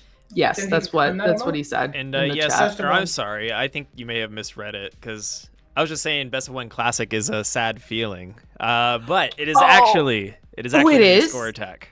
So. It's gonna be another score attack. Sorry to ruin your hype that you were building here. You got me hyped, dude. I'm sorry, I just misread that. Okay, it's gonna be a Classic, ladies and gentlemen. Oh my God! Oh, it's score attack. It's gonna be a score attack match. All right, well, we're excited. Here we go. I got so hyped. I mean, I should have known that wasn't actually the case, that it wasn't Classic, because I should have looked further into the crying emoji. Whatever, it's fine. Maybe someone will give that to us later. I think Wiley is more excited about it than I am. Johan says, how do I on raid? Thank you so much. Johan is closing the stream. It's called leaving. All right, so we have this lobby right here. Haven't butted V. We'll figure out who's playing at the same time you do. And before best score attack match ever. I'm not see, here's the thing, is that I'm here for, I want to show off all the great things about this game. And yes, score attack is cool. I like to see it. I hope that later on in the bracket, we get to see more things, because that's what this entire bracket is about, is all the things. Yeah. I better see the greatest game of score attack in the world right now, or else I'll be very upset and disappointed. Yeah, definitely. That's what's on the line here, is Wiley being upset, not the tournament bracket. So my feelings are also valid, Lyra, okay? Yeah, okay. Yeah. So we are starting this up here, and we have Alimanda versus Buttered V. I do like both of these usernames. These are good. They are cool. They're cute. All right. I like them. Here all right, let's see. I feel like if we Speed. are back in the amateur bracket, I would Speed expect 10? us to see a lower speed start, and I would also expect us to see more of the 9-0 stacking. Yes. However, that's not to say they're exclusive to it. I wouldn't be too surprised if we saw a 3-6 come out of the woodwork. Could be fun. Could leave them with a lot of opportunities for a couple of cheeky T-spins. We don't know until they start. And one of the interesting things here is that we are not seeing either of the boss players here. Oh yeah, good point. We're not seeing the boss players. This could get spicy. And actually, now that I think about it, the boss players did a really good job with their T-spins. So, do a good job with their T-spin. The 15 star. Okay. All right, thumbs up. And here we go, ladies and gentlemen. Ooh, I'm excited. I'm a little bit hyped again. All right, the hype's building back up again. I may have been a little bit let down by the classic match, but we got a cool score attack coming in. All right. That speed drop. That instant just... Let's see. So it seems like both players are starting off with the 9-0. And you know, already starting to feel the gravity a little bit. I think that even if you are used to T-spins, it makes a lot of sense to go 9-0 here because you have to manage so much that sometimes you can't just like think about T-spins at the same time. Yeah, it really depends on where your mind's at in the moment. It can be rough out there. These aren't easy speeds. The pieces drop almost instantly. I forget exactly how the speed is measured. I don't actually remember. I think it's like just a certain amount of frames, but I mean, you can see these pieces fall absurdly fast. You just need to essentially treat them as if they're spawning in the center of the board. Right, so the name of the game here is not having holes in the stack. It is good fundamentals. It is good 9-0 stacking. That's what's going to be important in this matchup. Keeping back-to-back, I feel like it may come into play, but I think for both players right now, the battle is stacking. This is really clean from both so far. I mean, we see a couple of weird decisions being made by Alimander here and there, a couple of weird ones earlier from Buttered V, but they're both quite closely matched. This is going to be a close one, I think, all the way down to the end. We have a bit of a strange donation there from Ali, clearing it up though, and only a 30,000 point difference here, one line difference. Yeah, pretty much the same here. And we see players taking burns to keep their boards clean. That is the back-to-back that I was talking about that is a little bit difficult to keep if you're trying to manage the gravity situation here. Yeah, and Alimander keeping it clean here, and I jinxed them unfortunately with a couple of comments. Well, how dare you? How dare I? How dare I sway the outcome of this match? Absolutely unprofessional of me. I will go sit in the corner. All right, and these players are both continuing their 9-0 stacking with Buttered V having the lead here. Though they do have the lead in lines as well, so this feels like a very even match. Realistically, only like a few thousand points between the two of them. Ali though, bit of a weird stack here. Definitely leaving some holes in place. Shouldn't be too difficult to get out of it, but it will eat into their efficiency. Yeah, both players not finding as many Tetrises right now, just focusing on cleaning up their board. And since both players are doing it, it's going to kind of even out. Oh, Ali's 2 Tetrises there with the back-to-back. That was pretty big of them. That was pretty big. We're seeing a pretty big back-to-back chain from both of them, frankly. This is good. Buttered V again. One dependency here on there. But otherwise, this is just great gameplay, guys. Good work. Keep it up. I'm curious to see how they handle the higher speeds. Yeah, they're handling it pretty well right now.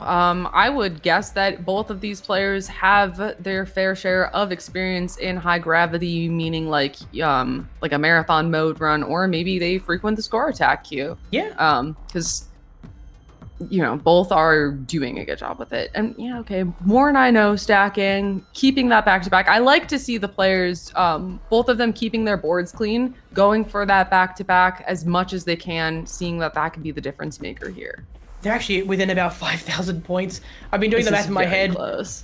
They're about 5,000 or 6,000 points difference right now. I think Buttered V has that advantage right now, but Buttered V has been breaking back-to-back more often than not here. So if Ali can just score a couple of Tetrises in quick succession, it might give them that slight advantage they need going into the speed change that is upon them 8 lines away. Yeah, and we do see Ali going for the 2 Tetrises in a row again. That Butterbean with 3 of them, actually.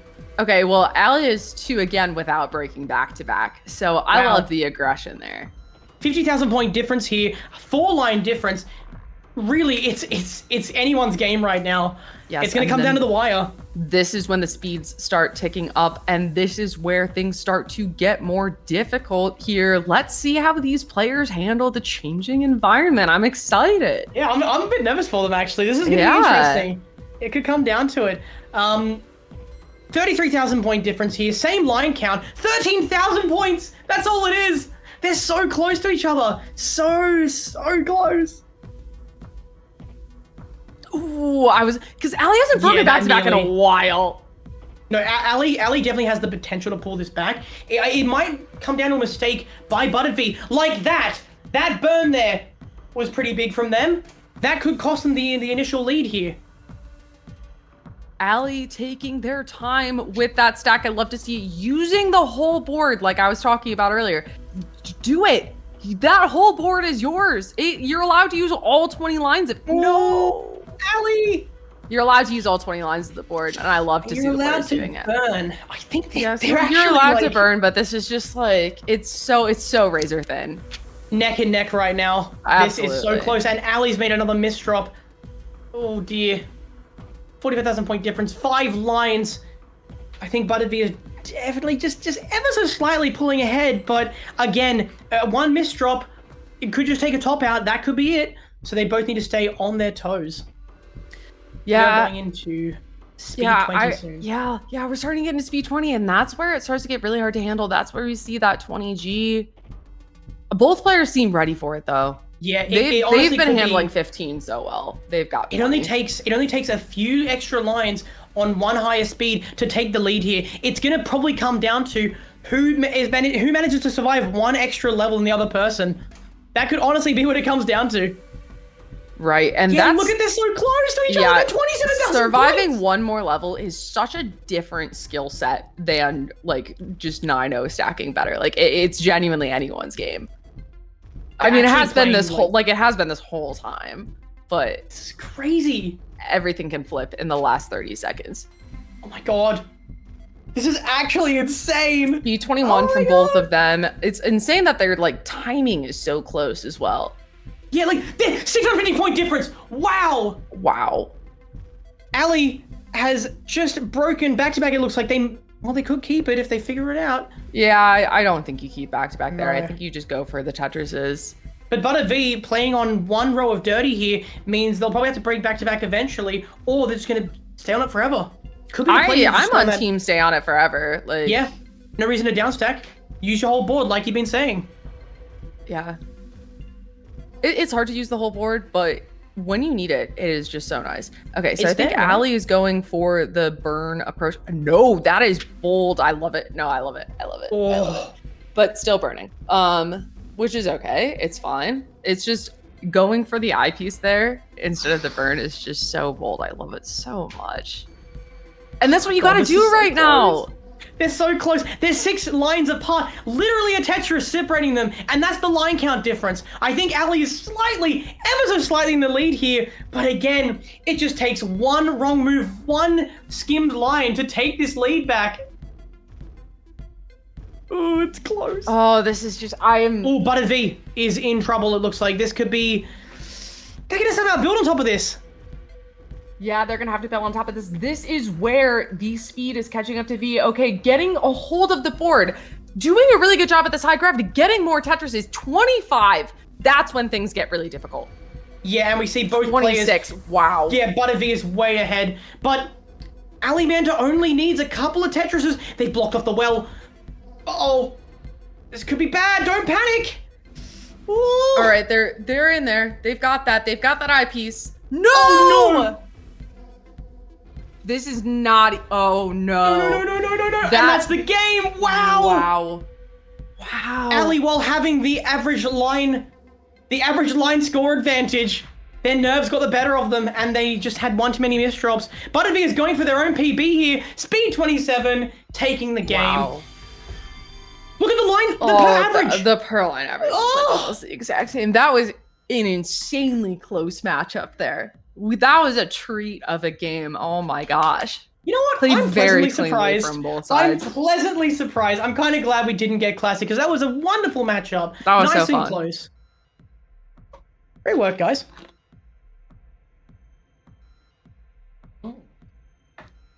And so we'll be jumping back into the Masters bracket shortly for another Let Epic game. Very good. We love to see it. In the meantime, my sweet tooth is calling. Oster? Oster? That's not your name, is it? Is it Austin or Oster? It is Austin.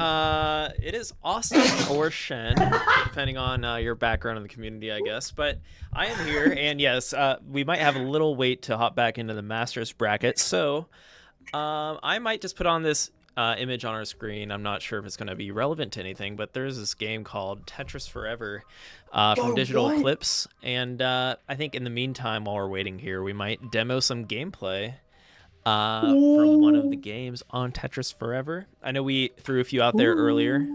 Maybe I can, let's pull it up here. Maybe I can tease what that might be. Chat, what do you want to see? I think I already have what I want to see in mind, but I still want to play the room. If anyone has a game they would like to see here. And Wiley and Lyra, how about you two? Oh, I'm not too picky. Lyra, what are you feeling? See, I'm not gonna lie, I didn't watch the Hattress. And now that Shen has told me that he is a world class caliber Hattress player, I'm interested. I'd be kind of keen to see a bit of Hattress gameplay again, but also I would love to see this. I love seeing anything performed at the highest level. Okay, that's what I love about Twitch, and so I'm here for it. Austin, it looks like opinion might have been swayed slightly. a little bit. That's a nice sell, Lyra. I guess you don't want to let it down, do you? No, but in the meantime, I think it could be fun to kind of look through some history here. There are some awesome images, by the way. I don't know how. I know, Wiley, I know you have Tetris Forever. I don't know how into the videos you've gotten, but there's some unique things in here. Yeah. So let's just take a stab at what are we feeling? I think after our score attack match, I'm feeling some Tetris mania after the hype that you two brought here. So hop into chapter. Also, 3. later on, I'd love to see the specific video sequence, or at least part of the sequence, on Tetris Effect. You know, that'd be cool to see. Yes, we will certainly cover that on our stream. Within the, I guess, throughout our streams, we've been kind of working our way up, right? From chapter 1 to chapter 5. Oh, you've been going through the timeline. Yes. Okay, cool. So, I guess by Tetris Effect land, that should be chapter 5. So, stay tuned for that. We're about on the halfway point, excuse me. So let's see what we got here. I love looking through some of these photo albums. Let's see. For grabs, crucial mistake immortalized in Tetris Forever.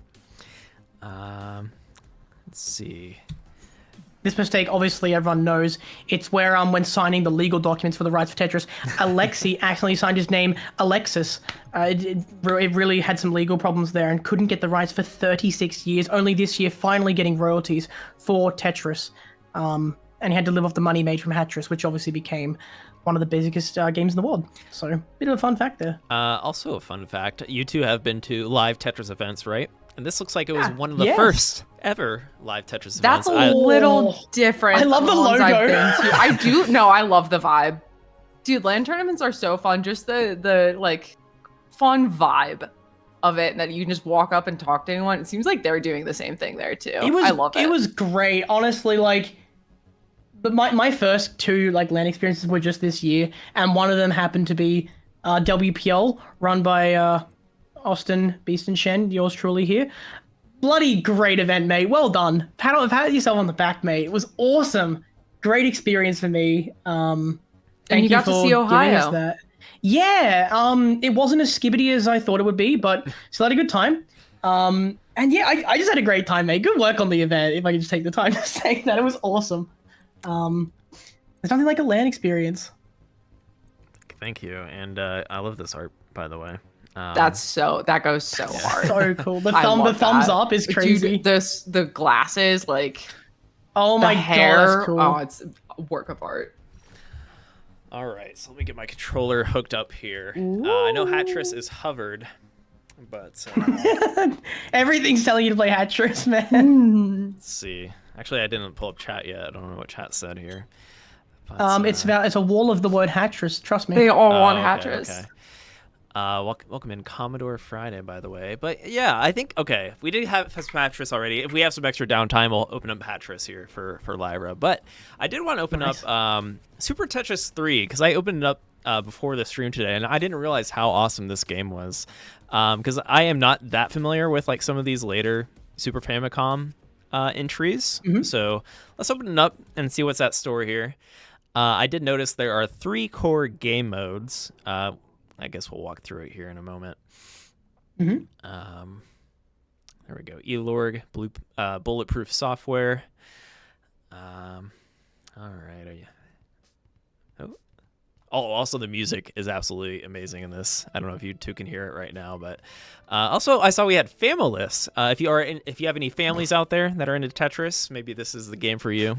Familyless. Yeah. What you said. If you haven't got any family, you can play Tetris. Familess. That's Familess. We'll have to get something going with that at some point, but with the remote play. Yeah, we are planning to host some Tetris Time Warp showcases on here, so be on the lookout for that. Oh, interesting. Yeah. Oh, I can't navigate the menu apparently. Also, I did notice that this game has very nice English localization, but it wasn't released in the US, so I'm a little confused on that. But I'm gonna go with AJ here. I'm so sorry, Austin. My cat's screaming at my door. Do you mind if I take 1 minute while you're playing? Go ahead. Yes, this is a perfect time. He's being a pain. As I play some Super Tetris 3 here. Oh. So we have Tetris Classic, Magicless, and Sparkless. I believe Magicless is pretty goofy. You know what? Let's open that up first because I was having trouble wrapping my head around it. And if you are a master of this mode, I'm getting my buttons mixed up here. Be sure to let us know in the chat. But Magicless, yes. We'll do normal. So when you rotate a Tetris piece in Magicless, it changes the color. And I think this is a bonus if you clear a line of the same color. So it's like kind of weird to wrap your head around. Oh, also I picked up fast speed here. Okay. Oh, interesting. Yeah, it is different. So you can see there's like a counter right on the left side there. Yeah. So right now I'm trying to farm blue pieces. Yeah. Okay, there is some nice lock-in time.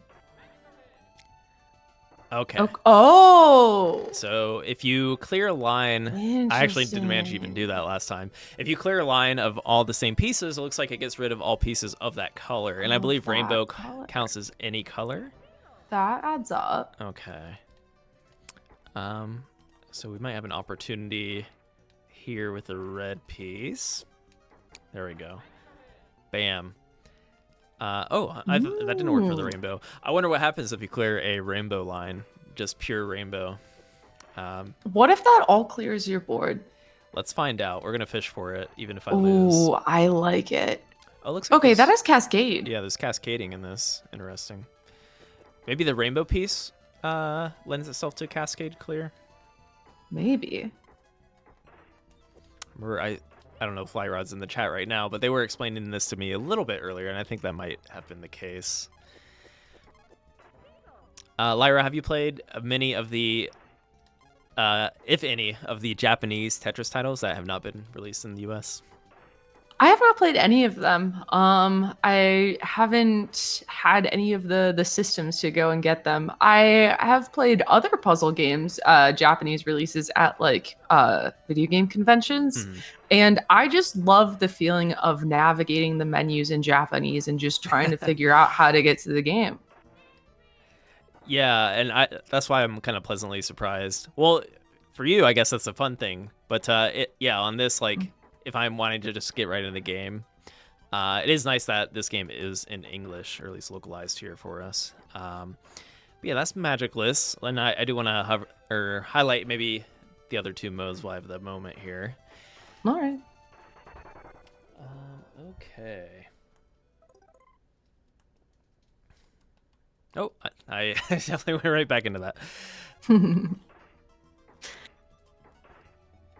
Yeah, the fun part about navigating the Japanese menus on the older games is that, UI design was not as standard back then. So it's That's even true. more difficult. A little thing here. I don't know if you noticed it earlier, but it's like you pick a difficulty and you have to like double confirm, which is like, it felt weird. That's why I kept backing out of the menu on accident. Just a time. Tetris? This is Super Tetris 3, Wiley. Are you What? feeling? They made 3 of them? Are you feeling Sparkless or Tetris Classic? One word. Oh, I'm feeling pretty Tetris pretty. I'm Classic, like, one word. I think Sparkless. I don't know. I'm All feeling pretty, cutesy. Puzzle or Could be You know what? fun. Let's do puzzle. So I don't know if you've played like Tetris DS puzzle mode, for example. I think it kind of plays out like that. Never I played think Tetris. I was handed that at like a tournament one time and had to play it with no context. Oh, wow, I've this looks never crazy. played. I've never played Tetris before. Okay, what is this? I also This love looks that like a background. Donkey Kong level. Yeah, who's that guy on the right?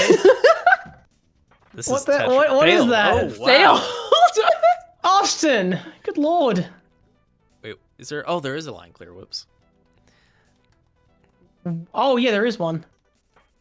But like, What is why that does it guy look on like? the right? Beware! Wait. Okay. It's Ooh. Donkey Kong. Okay. All right, this game's awesome now. This might be my favorite Tetris game Look at of all the guy on time. the right. He's got the okay sign. The good. All right, what's the solve That here? guy We can does work he- together He on does our an puzzles. okay sign. He does okay with his hands. Oh, wait, that was okay, not DK. Oh. No, he said he was doing okay, and like that's why you get like an okay sign with his fingers.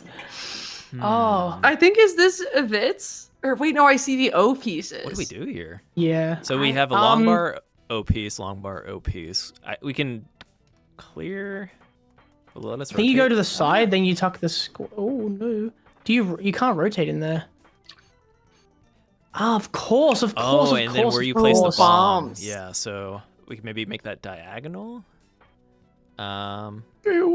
How do we get to those? How do we get to those top bombs here? I am not sure. Let's see what happens. All right. I like your symmetry.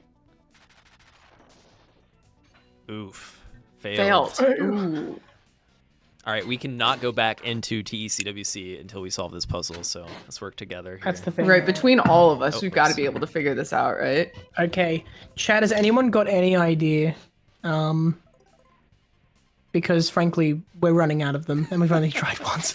You know what I think, Austin? And this could be a stab in the dark here. What if you put the eyepieces against the wall and then the squares on top of the eyepieces, so then the squares burn that top line and then they fall apart. Right. I'm just throwing things around. I'm afraid. Let's try it. Could be fun. Shocky says, pass me the controller, SMH. Can you just like try to type this out? Can't really get it to you at this point in time.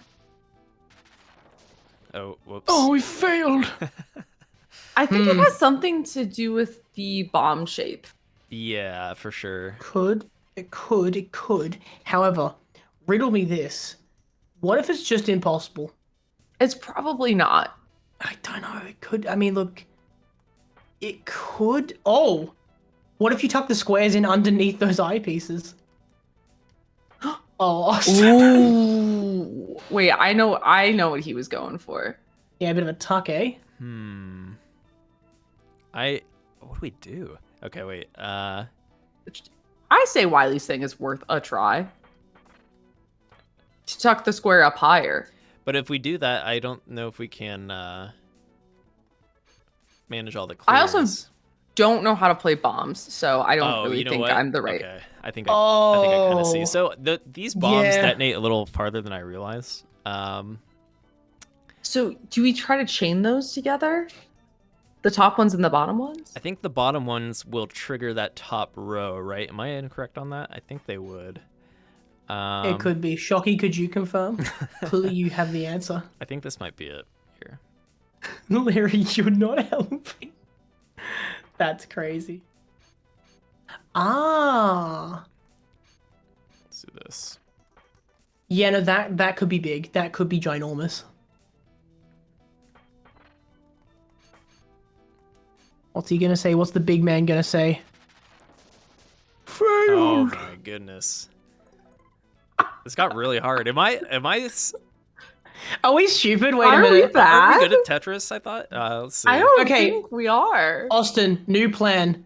Eyepieces on top, flat, and then a square in the middle, I guess. All right, let's do it. Yeah. Yeah. bit of Oh, you know what? Bit of That this might not square in be. That might be. Big No, brain. it's bad. It's a bad idea. No, That's a it's bad ama- idea. it's Trust amazing. me. I don't know, Austin. I think I'm wrong.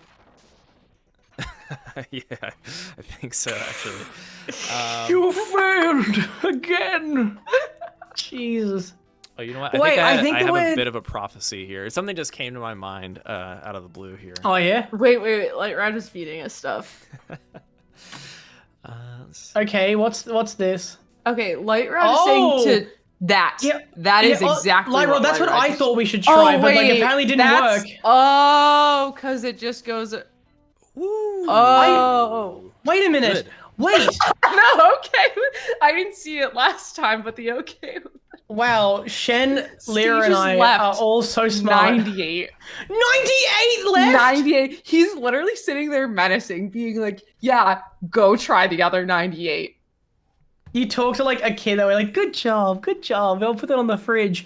Now there's 98 left. All right. So if you are a content creator out there and want to play puzzle mode for 2,000 days straight, if you don't use spoilers, Tetris Forever is available on pretty much every platform out there.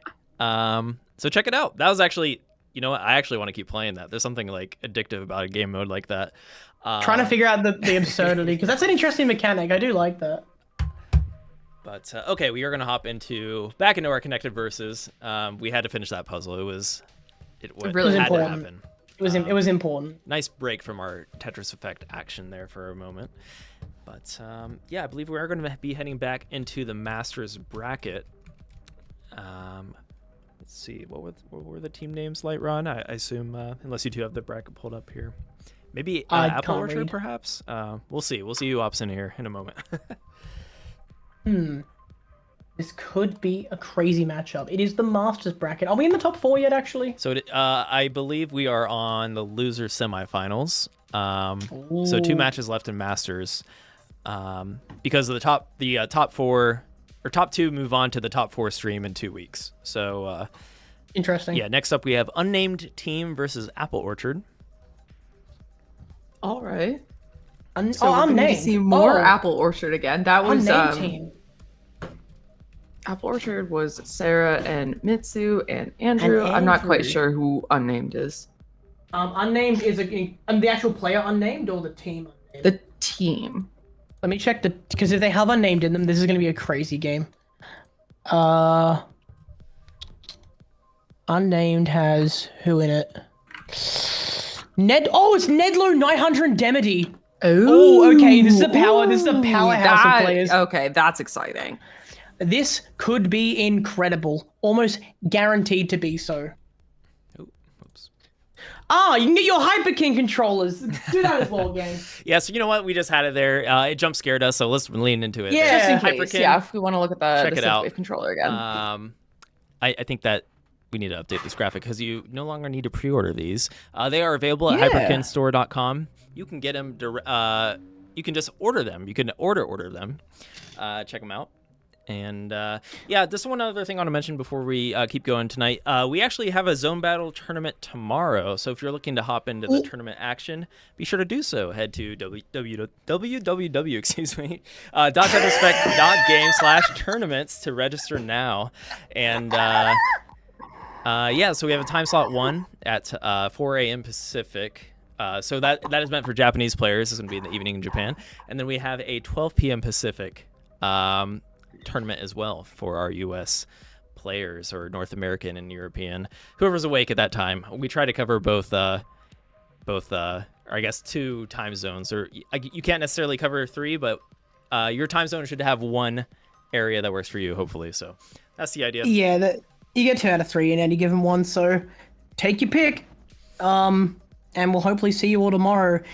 It's an incredible. I honestly believe that Zone Battle is the best current, the most exciting at least to watch like Former versus Tetris. Check it out tomorrow. It's going to be awesome. But for now, Nedlo, Night Hunter, Demity versus Sarah, Andrew, and Mitsu. This is going to be big. I will say Apple Orchard Podcast, thank you for the raid. Ooh. Thank you for the raid. If you guys want to go check them out, they do podcasts from an actual orchard. All right. We've got some things going on over here. They're dancing. Demeti is going to be the one in the boss slot. Wants to just choose all the other slots first, just for fun. Can we have boss in player 2? There's no reason why we can't. No, there's a lot of reasons why we can't, actually. Oh, I don't know. It could be fun. So, if I'm right, it is an ungodly time for Demeti right now. It is. I think it's really late for them. Or at least really early, depending on how you look at it. It's just a bad time. What's their exact time? So they're in Europe, right? It's Central European Standard Time. Oh, so God. That's 5 a.m. So basically every second that they wait, they're nerfing Demity. That's big brained. We're going to have to choose a pronunciation to go with here. You're saying Demity and I'm saying Demeti. Demity. Oh, we know three pronunciations. I've always said Demeti, so I'm going to... Yeah, that's the one I'm going to use. Demi-D. Demi-D? Demity, if you're around, can you tell us how it's pronounced, please? We know what they all are. If we just say something with D, then they'll understand. Dee-ba-dee-da-ba. Oh, I thought that was don't. All right, so perhaps we're waiting on somebody. I will take this moment. We are kind of how long are we in our stream? About 2 hours, and you know what you could use 2 hours into a stream, whether you're commentating, playing in the tournament, whatever it may be. Sugar. I think you could use some energy, and we have some tools, thanks to our sponsors, to provide some energy, some consumables, I suppose. Here, let me just hop into it. So let's specify before we break the law. Well, first off, we have Red Bull is a sponsor this year, so shout out to Red Bull for providing some cans for all of our players. I actually left this tag on here because it is a gamer message. Are you ready for an item drop? Oh, that's backwards. I need to flip my mirror. But or flip my webcam. But yes, we are sponsored by Red Bull, so shout outs to Red Bull. Thank you for providing some cans for our players. And the other form of energy we have here, it's a gamer power up, 20% fruit juice, source of vitamin C and E, Tetris Power Bears gummies. If you are in the final rounds of a tournament and you pop a Tetris piece into your mouth, you will how do I put this? Your power level, your game sense, it will just spike through the roof, and you will easily win your match. So just some food for thought. As a classic player, a classic player, if you eat the specific pieces that you want to get, you'll get more of them on average. So eat a lot of eye pieces, and your eye piece, you'll have less droughts. So, for that edge. I see that unnamed team is going to go into the team slot first, whereas Apple Orchard is going into the boss slot. So I'm guessing that's Andrew about to go in the boss slot, and unnamed team is waiting on their last player. If you fit 10 gummies in your mouth, so they all disappear. Yeah, your lower jaw is just sliced clean off, dude. I think they were talking. Okay. Yep. Okay. You lose all your teeth. No, they're safe, guys. We promise. Trust me. You guys trust me, right? If not me, surely Lyra and Shen. Who's the third? Oh, it's Night Hunter, right? Yeah. Okay, Night Hunter. Night Hunter probably booting up their VR headset, like booting up the VR. Are we from QST?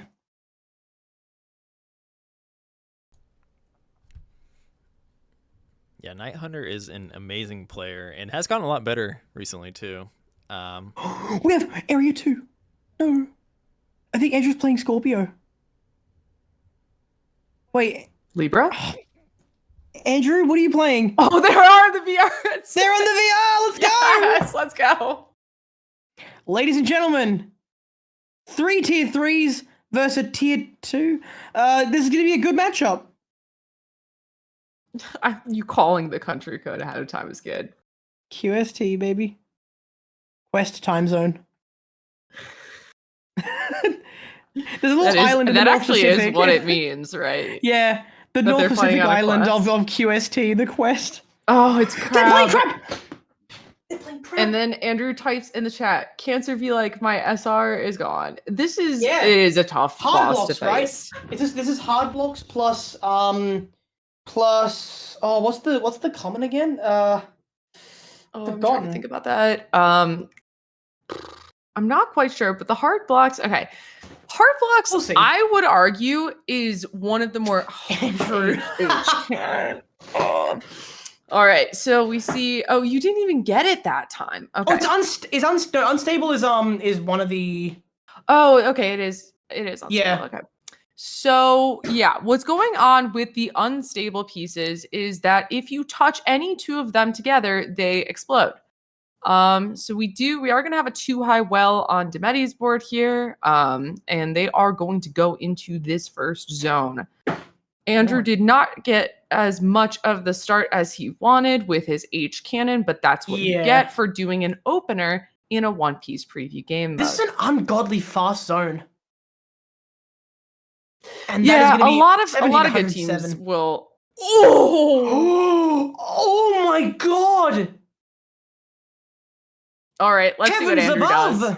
Let's see the what Andrew heck? does. I'm curious. Let's get going. Andrew's attacking Andrew. quite fast with a bump up and a unstable in very quick succession here, but honestly not causing that much grief to the players. In fact, Nedler almost took advantage of that.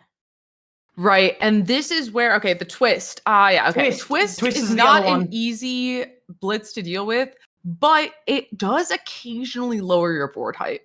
Yeah, it's saved me a couple of times in some games. Yeah, it has, and so Andrew, your board is so risk-taking. He's a daredevil. So this is where the stalling comes in. You'll see on Night Hunter's board, not wanting to touch those two pieces together, those two unstable pieces, so that they don't explode the board. Oh, that twist. So, I mean, I'm not gonna lie, that meter is 3/4 full.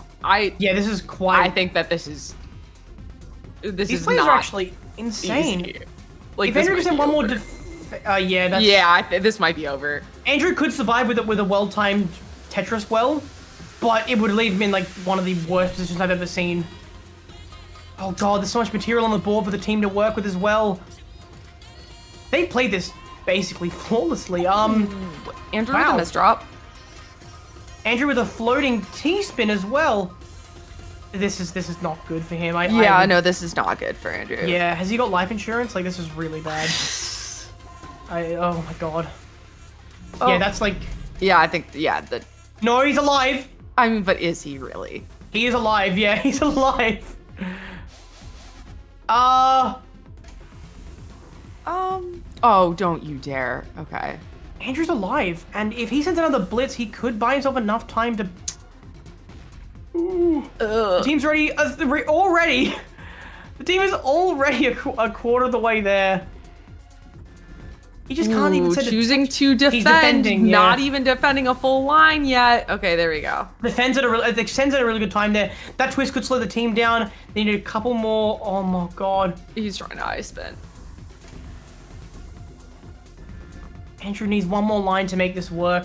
But the team's already halfway there. I think it's game over. Yeah. That just kind of fumble at the beginning was enough for this team to capitalize. The H cannon just not working out in his favor. The H cannon did not work out. He sends another blitz, maybe, if he can just get strong enough, but... I mean, double. Yeah, solid, but he might need a few more of those in quick succession. succession. The meter's already full. This is done. Yeah. Andrew, you know what? You gave it a go. You learned something. Yeah.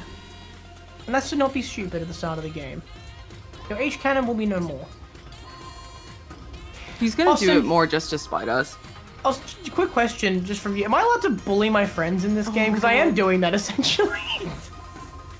I'm essentially... Okay, well, in that case, Andrew, you're being stupid. Love you, mate.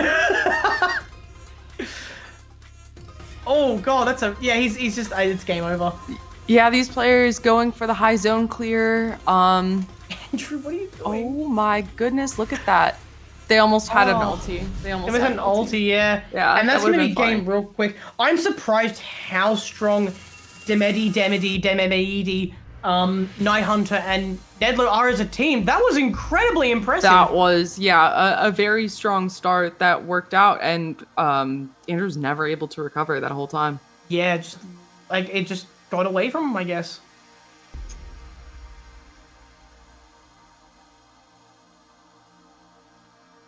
And off we go. It's going to be the switcheroo. I wonder who's going to... Night Hunter would surely boss, right? Night Hunter, do you reckon? Demity, I don't think would... Because Demity's at 10k, I think. Maybe? We'll have to see what they choose, but yeah, I'm not sure. It's Night Hunter, yeah. Night Hunter's probably going to go like an area 4 boss, or an area 1 maybe? I can't remember. Yeah, they're going Capricorn. So dude, Capricorn, I'm so excited. Capricorn's considered by far the strongest boss in this game. To be precise here, to be precise of what they have Trimino and Pentamino, which they more often than not you're getting Pentos. You have High Stakes, which spawns several eyepieces across the board, like Countdown.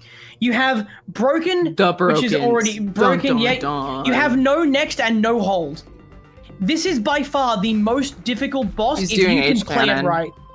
Andrew, you learned nothing. You learned nothing, my friend. Your downfall may be upon you for your sheer hubris. And here we have Night Hunter demonstrating that Capricorn is really strong. I can't wait to see this game. So what I think is interesting is kind of like the way that Capricorn's attacks are distributed. As someone who's played a lot of this game, I've played against a lot of very strong Capricorn players. And getting the Pento, you saw just at the end there, getting the Pento blitz right at the end of phase 1, I feel like that makes it easier to get the Brokens in phase 2. Yeah, so something that I don't want to really get too into because it's very complicated and I know how I am. Whoa! Night Hunter. Okay.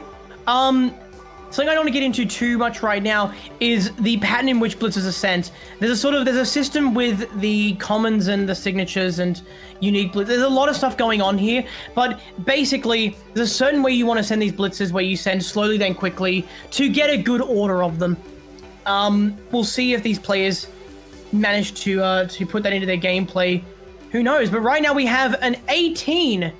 Yeah, I don't think they're going to be able to get a purple piece over to that spot that's messed up. Wow, Night Hunter receiving 2. Yeah. And now let's see if we see a Broken coming up early. Broken is, I think, a little rarer than Pento, if I remember correctly. Yeah. Pento and Broken are Capricorn's signature blitzers. So it's one or the other, basically. Although they can stack if you send them quick enough. So that's something to keep in mind. Yeah, Broken is one of those few blitzes where your best option is to just do nothing. A lot of the time. That and no rotate are two of the most debilitating attacks in this game. And we do see the Pentos going on here. Wait, Sarah's board! Look at Sarah's board! That was built up with a... That was built with the Pento, like the Pento, so the Pento J piece. Wow, that's incredible, Sarah. Yeah. I'm sorry you didn't get the T piece, but wow, that was cool. Yeah, and we have more Pentos going. Okay, so Pentos, I would say it's not easy, but it's not horrible. Oh, Sarah. Oh my God.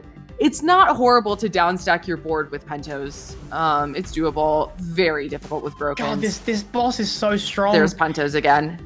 That's a lot of Pentos. Little fun fact, there have been attempts prior to TECWC to make CVS work as a game mode, the 3v3 teams game mode. In fact, I'm even toying with my own tournament next year, running the format. However, Capricorn alone breaks this game mode. Just like when they tried to run it in some org a while back, every boss had its own like nerfs and buffs to sort of and Capricorn was the only one that was nerfed by one in the entire lineup. It's just so much stronger than all the rest. However, only in the right hands is it strong. Yes. And right now, Night Hunter is playing really well with it. And you can talk about the counter strats of trying to. Oh wait, they're about to get Sarah back in.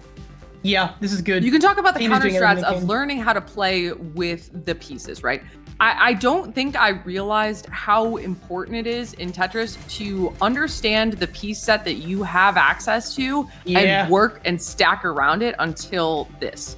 Oh no, Sarah, why are you covering the well? Oh my gosh, she had a Sarah! 1 high. She had a 1 high. Oh, yeah. I think there's no better example of that than actually watching bots play with Broken Yes. and Pento, because to them it's just the same as always, just a piece with a kick table. Right. They can pull 'cause they some know the kick amazing. tables, Yeah. we don't. It's insane. Yeah. So if you learn that, I honestly think that there might be a player in the far off future, maybe not so far away, hopefully, who learns the Broken kick tables and the Pento kick tables and makes Capricorn not nearly as strong. That would be an interesting timeline. That'd be an interesting play to watch play. Right. Well, There we'll have to are see. some very high ranking players that claim that it's easy to play with the Brokens and it's just a skill issue. I find Pento's easy to play with, in my opinion. but it Pentos does are take a lot of very, practice. yeah, Pentos, I was going to say, like, Pentos kind of go towards a very similar, like, stacking style that we already have for just, like, Yeah. normal Tetris. But the broken pieces is you're stacking for a piece set that has, like, no similar shapes to Yeah, what you're used to. Pentos have, like, there are only 3 really difficult ones, and when you have a reasonably clean stack, they're quite easy to play with. But Broken, just such weird shapes with such weird rotations when you're messing around with them. It's not ideal, that's for sure.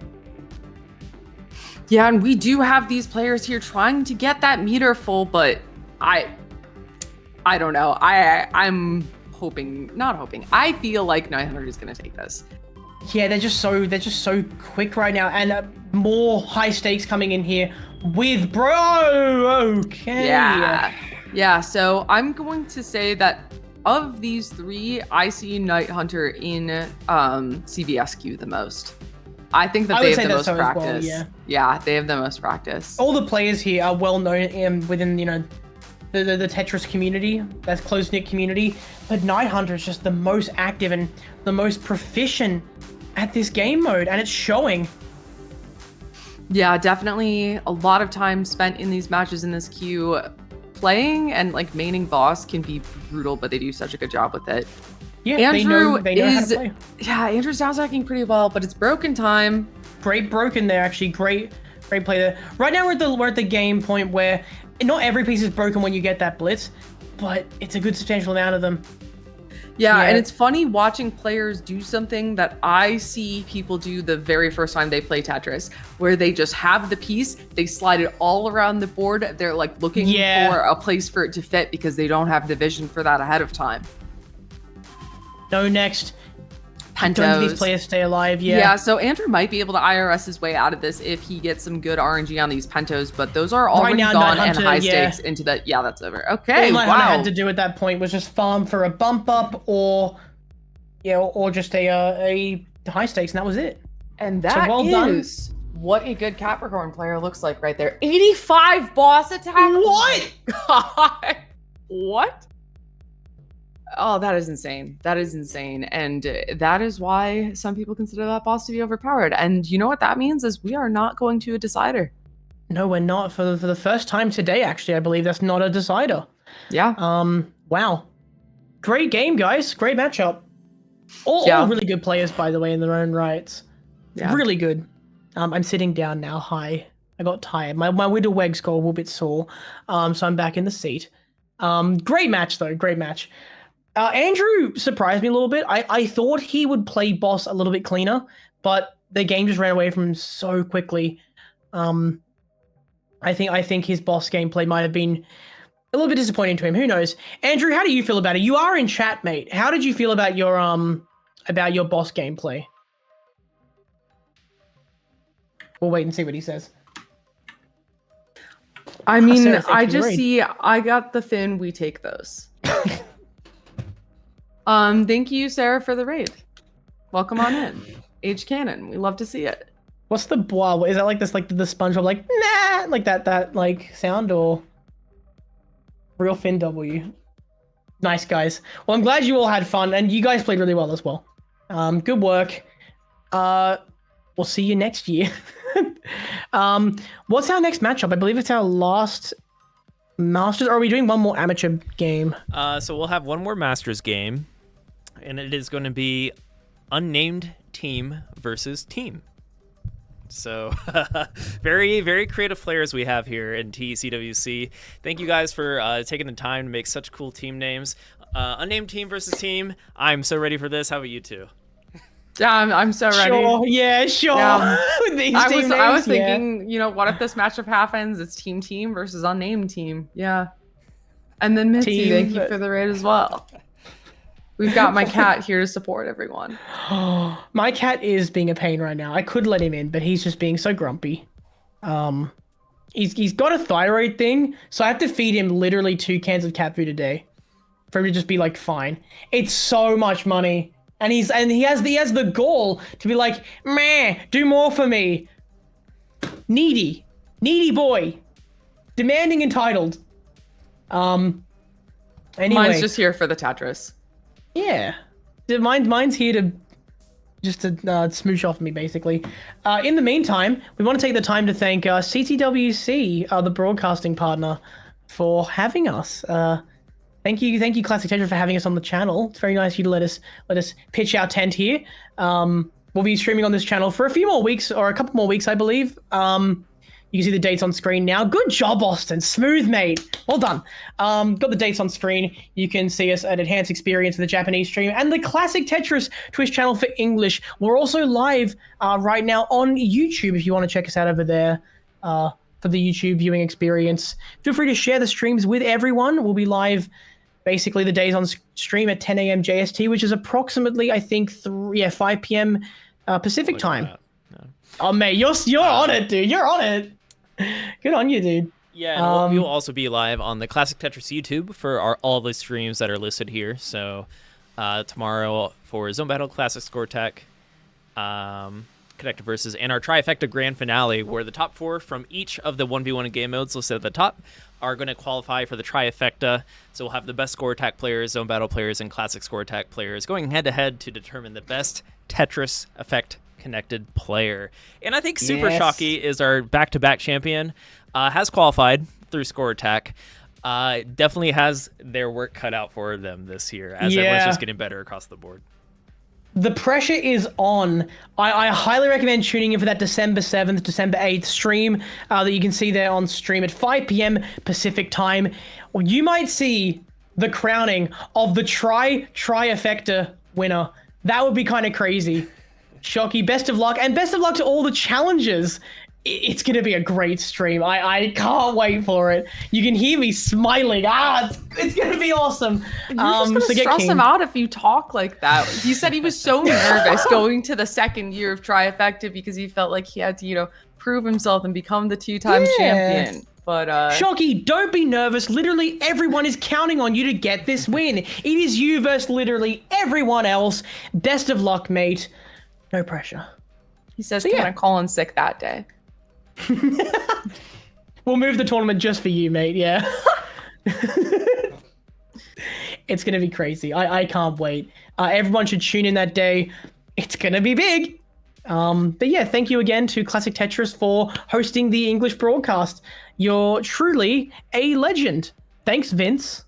Good on you, mate. Yes, and I think it is also worth mentioning, because this made me smile earlier, that Siake Gohan joined Zone Battle Super Shocky, so be on the lookout for Siake Gohan possibly in Trifecta, aka Kashi Robo, who is going to be a threat for sure. AKA Kazu, if you don't know. No, that's not. Yeah. I know. We all know.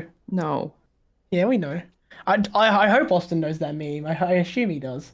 I am familiar. Kazu actually had some. I did reach out to Kazu. Had some scheduling conflicts, as I would love to see that matchup. But and they are our 2-time Zone Battle champion, right? So, but yeah, we have Akashi Robo, Yoshoda, Jaden, OSW, some other Japanese players. I can't remember their names because they are. You never know. They're like a lot of dark horses. So yeah, it's going to be a treat to see the top 8 tomorrow. So be sure to tune in. It looks like our players are populating in the lobby. Team unnamed, team, and unnamed team. All right. Looks like we might have Night Hunter on boss first, so take it away, Wiley in line. This is going to be a crazy matchup, and chat's going crazy. Okay. Yeah. So we are ready to go here. I would say, though, that this team is more experienced than the last. Yeah, this is going to be a pretty close matchup. Don't be fooled by that tier 1 status there. They are far from that. We'll see how this goes. Chat, guys. I made a mistake. All right. We're going to get to see more of Night Hunter's amazing Capricorn. This is going to be great. Want to say why this match is win and in? Did you miss a W? Win and in, they're asking if the winner of this match goes to the finals. Oh, apologies. Yeah, so I think that's correct. Yeah. The winner of this goes to the finals. It goes into the final bracket, which is going to be streamed in a couple of weeks. Lyra and I will also be there to commentate that. So, if you want to catch us again? Yeah. We give it our all. And we have... we have Pip keeping the well here. Pretty decent up stack, but a little bit of empty space there.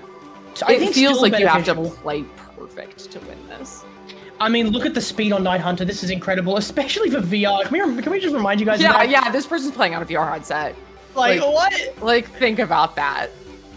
No one is safe from the man in the VR headset. He's fully immersed, as locked in as you can get. It's gonna be great. That's a big brick over there on Red's side. Ooh, they accidentally ate an eyepiece down that well. That's not great. Because they both soft dropped it down. That's not what you want. They luckily get another one pretty quickly. Yeah, if both players soft drop a piece into the same spot, it just takes both of them. It's gonna be an 18. There could be a 19 here. Yeah, I think this is a 19. If we get our IRS great going, 19. it Do we have seems a like 20? No 20. Honestly, sometimes it. Oh. If they hadn't defended for that, okay. Yeah, that's our hearts for a second. Our hearts for just a moment thought that maybe the game was going to end prematurely, but alas, no cigarettes. And here we they've go. already, defended half of it away. All right, so now it is time to speed run the brokens. That is what Capricorn is all about, is because players at this level can usually play the pentos pretty well. It slows them down a little bit, but if you play with the pentos enough, like, you can actually do a pretty good job down stacking with them. Yeah, straight away we just have regular high stakes and no next. So nothing too detrimental, but that means that the next blitzes to be sent will either be Pento or Brokens. Or the Brokens. Yeah. Sometimes you get really bad RNG. Sometimes with you get no hold? Horrible Brokens RNG. Oh my god, no hold and broken. No hold broken. Okay, yeah, that's good RNG. That is very good RNG. Yeah. Night Hunter is spamming these. Actually doesn't let it play Did out. not even let them play out the no going for the brokens. Kill here. Gonna start to farm the high stakes. It's not like they can defend. No, it's true. I mean, look, they have nothing to defend. You should get a bump up or a high stakes every 3 to 4 blitzes. They are spamming this. What are going on? They got it again. Not even letting them play the brokens for half a second. Just has that super strong answer to that zone 1. Gets rid of everything instantly and just starts spamming the brokens. Classic Tetris League, thank you for the raid. This is a little bit different than Classic Tetris, but we're having a great time. Wow. This is an incredible run from Capricorn over on Night Hunter, sending again a no hold with a high stakes. Okay, but I do want to point out here, Zav, low on the board. Zav is playing this so well. They know how to deal with this. If Pip can stall, I don't know if Pip wants to stall here. I don't think they want to stall here. But it doesn't even matter. Look at Night Hunter's board. Yeah, Night Hunter's board is pretty high up. If they can speedrun this, they might actually do some damage here and put him in a spot that slows him down. Right, okay, and we have only 4 Cascade here. There's a lot of material on these boards. These players are going to be filling this up. For those of you here who came in from from the Classic Tetris League channel, this is a 3v3 tournament. Hope you enjoy it. Yeah, if you haven't seen this game before, it's 3 players versus a boss who's sending different abilities. It's very ROM hacky, I think is the best equivalent. Right now, we are in the Masters final bracket, which will then, whoever wins this, goes into the finals. It's very complicated. I don't know how this works. I'm tired. Welcome to the stream, though. I hope that your stream went well. This is crazy. 900's down from the board now. Okay, did not get the 19 zone that they could have there, and that is 5 lines on 900's board.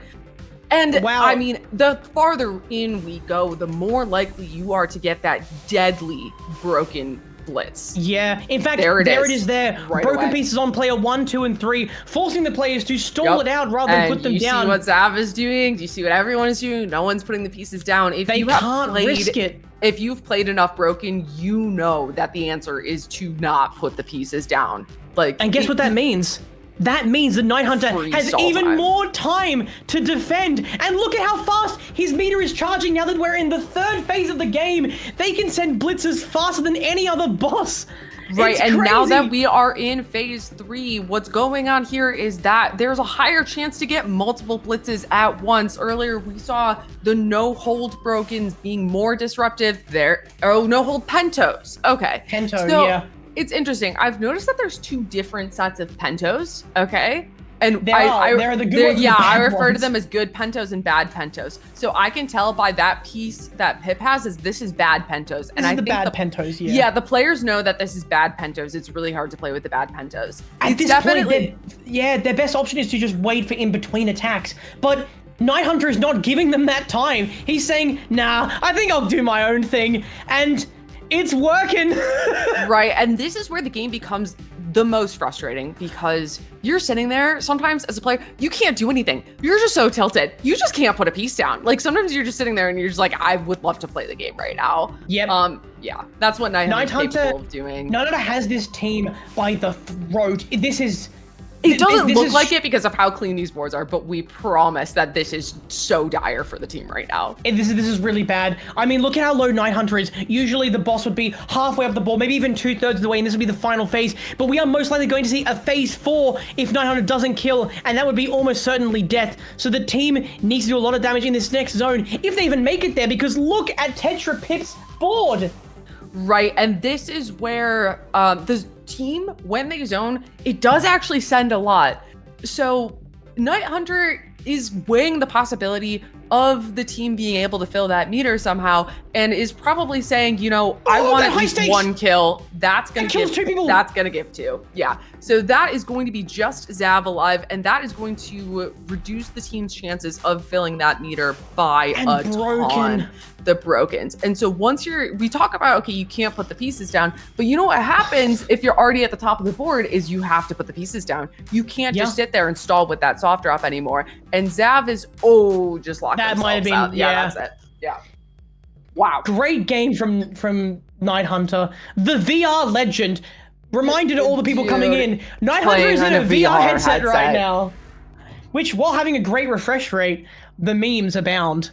Fully immersed gamer right there, and it shows. Great game, guys. Absolutely living in the Matrix right there. Just a legend. Yep. And now it's time. Now it's time to see Night Hunter's team, which is comprised of Nedlo, who is a classic legend in their own right. We also have Night Hunter and Demedy playing. Okay. Now, who's going to be their boss? It looks like Zav or nobody. Zav it is. Yeah, Zav. So I wonder if Zav switches off of the Ares, considering it didn't work last time. Are we going Pisces here? They might. I'm guessing the team's discussing. Yeah, they're going Pisces. Okay, I agree with that decision. I think that the faster blitz charge is going to be super helpful for them in this matchup. It'll be fast, and they also have the soft drop common, which will be really helpful for them.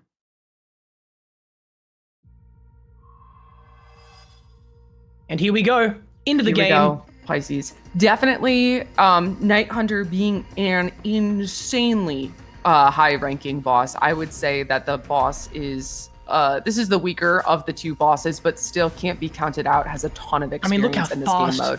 Yeah, the speed is good. I mean, it comes down to that a lot in this game. Is just speed is king. Yeah. It's a survival game, yeah. so speed is definitely going to be really impactful. However, you need to, of course, in Tetris, make good decisions. That's what this game is about. Hunter's board. Oh, it's a brick! Okay, I will say, although that kind of style does look super cool, it is actually not beneficial to do that. No, it's not, because now that I do board is not locked recommend out. doing this because this is not easy. All of a sudden, your teammate's board's a mess, and what are you going to do about it? Additionally, oh no! Oh, yeah. They're going to end it early, though, and that might do a lot more damage than we perceived initially. Yeah, okay, yeah, about a third of the way No, up. that's not bad. That's not bad. 7 lines with one of them slightly damaged. That's good. Yeah, I think Ferox puts it best. Capricorn is a defensive boss, while Pisces is the offensive boss. Yes, So that is exactly true. if you can match those playstyles, interesting. Ooh, interesting. Okay, no, I like it. I like it. It's a little bit Yeah, that hesitation was on that clean T-spin from there. Tad. Okay, but Look at the boards. wait, look at the boards.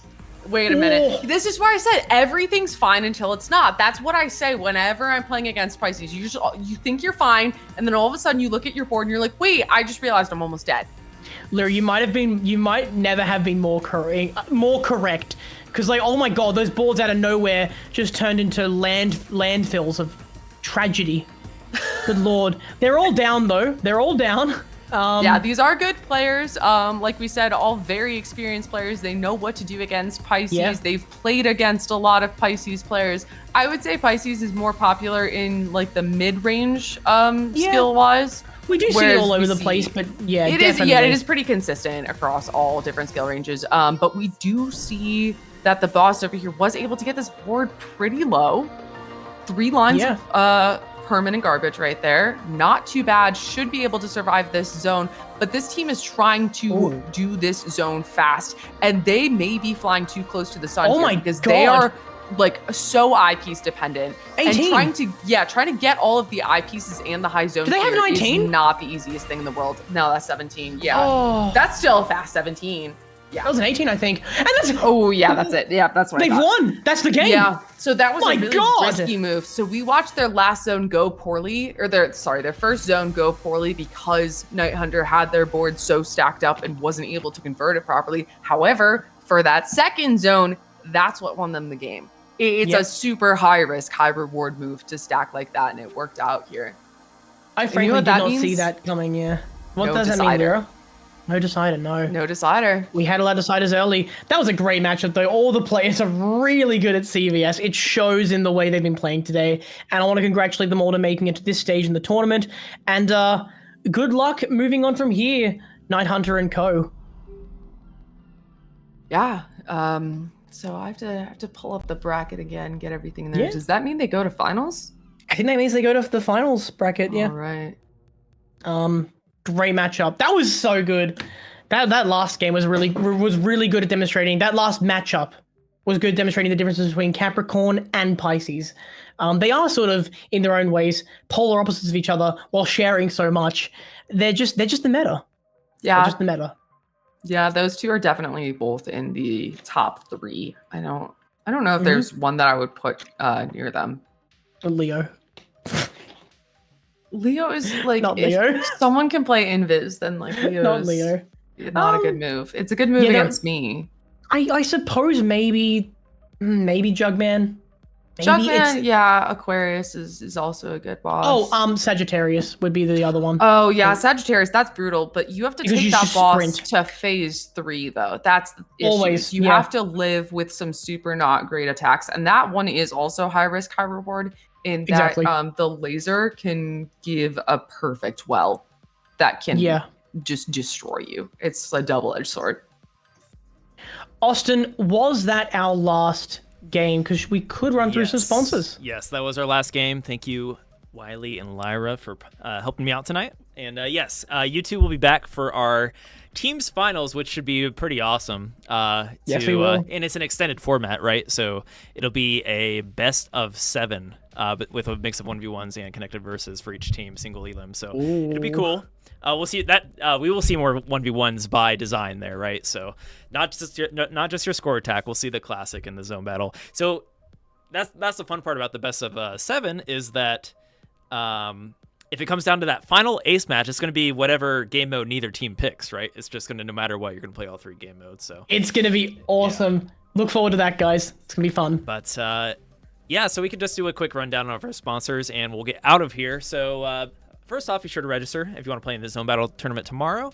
Last chance. Time slot 1 will be in about 7 hours and 10 minutes from now, so I'll be up bright and early for that. Wiley, you might be up in the evening for that. We'll see. But I'll be commentating on a different event as well, actually. Okay, nice. Yeah. But yeah, be sure to register. Head to tetriseffect.game/tournaments, and yeah, we'll do a quick shout out to all of our sponsors that make TECWC happen. Big thanks to Digital Eclipse, the creator of Tetris Forever. We demoed Super Tetris 3. I might hop back into that at some point. I have unfinished business with that wizard on Super Tetris 3. So yeah, be sure to check it out. And that is available on pretty much every platform out there, kind of like a documentary meets, and has up to 15, I believe, old Tetris games, and a lot of video footage and stuff like that, even featuring Tetsuya Mizuguchi of Enhance. So yes, Tetris Forever, check it out. It's a great thing. And Hyperkin, I feel like I accidentally opened the slide earlier, so we're gonna get 3 Hyperkin shoutouts today. Yeah. Yes, the Hyperkin controllers are awesome. Check it out. I actually use this controller as my main controller for TEC. Like, I'm not even just saying that to say that. So it is a great controller. I know they tested the pixel art controllers on TEC specifically when they were releasing these. As I think this is one of the first skins that they had for this controller. So check it out. And there's also watch bands in the carrying case. AppMix Coin. I can't remember if it was right or wrong earlier. Do you guys recall? I do not remember. We'll have to check the tape. But yes, it's been on a roll. It's been I've been flipping these coins throughout TECWC the last 2 years to predict matches, and it's either entirely wrong last year and so far it's entirely right this year, I believe. And yeah, so AppMex investments you hold if you're looking for any Tetris collectibles on, I believe you can do silver, gold, platinum, and some other crazy moon rock material. I can't remember, but yes, AppMex, check it out. What else? Oh, we never actually talked about this today. So, and why is that? Okay, so the Enhance 10 package, it is actually it was recently Enhance's 10-year anniversary, and thanks to Cook and Becker and Lawson Colt, we are going to be putting out this book you see here, kind of like, you know, the coffee table book, all things Enhance, what the story behind Enhance, etc. I'll drop a link here in the chat if anyone is interested in checking it out. Definitely a unique item to kind of highlight the history of Enhance, the people behind it, Tetsuya Mizuguchi, his history, and other people such as like the developers of Tetris Effect, Rez, etc. So definitely check that out. And yeah, it's worth mentioning Lost & Colt. It is going to be a vinyl release of all 4 Enhance games. So it's going to be first time release of Humanity vinyl, but if you're looking for that ultimate music package, be sure to check that out. So yeah, we'll be shouting that out throughout the streams, and I'll put on my cam for the last 2 here. We're going to get every sponsor. Big thanks to Red Bull for being a sponsor this year. We're going to be sending out some beverages if you are winning tournaments. So yes, up your game with Red Bull. What was the quote here? Ready for an item drop. Red Bull gives you wings. So check them out. And then also, you know what? I was actually snacking on them during the stream. But the Power Bears Tetris Gummies. If you're looking to up your game, Gamer Power Up, 20% fruit juice, source of vitamin C and E, Power Bears, the power in you. Hell yeah. Talking to you in the chat. But I think that's it, everybody. Wiley and Lyra, thank you for joining. It's been a pleasure. And until tomorrow, we'll be here tomorrow at 5 p.m. Pacific. So if you're looking for the best zone battle action you're going to find, you won't want to miss it. It's going to be super hype. I believe Commando and Davo will be joining on the mic tomorrow. So, yeah, it's going to be a treat. Be sure to tune in tomorrow, 5 p.m. Pacific, 8 Eastern. Or if you want to play, be sure to show up to your tournament and check in. Definitely be sure to check in. And, yeah, I think we can call it there. Thank you guys for joining. Wiley and Lyra, any final thoughts on tonight's qualifying rounds for the Grandmaster stream? Oh yeah, it was bloody good, wasn't it, mate? That was so fun. I loved seeing good. the different skill levels and all of the deciders that we got to witness. And I'm also keen to see the 4 teams in a couple of weeks from now. Light Rod listed them out. We got the Gravity Maxes, unnamed team. yeah. We Are Not Connected, and OSW, with all some big names in there. So look forward to that in a couple of weeks, and hopefully we'll also see you tomorrow for Zone Battle, guys. Woo! Oh yeah. All right, we'll see you all tomorrow, and then Classic Score Attack next week. We are on Classic Tetris after all. But okay, we'll call it there. Thank you all for tuning in. We'll probably throw a raid somewhere, so hang around for a moment if you are into the raiding culture here on Twitch, and we will see you all tomorrow. Bye now.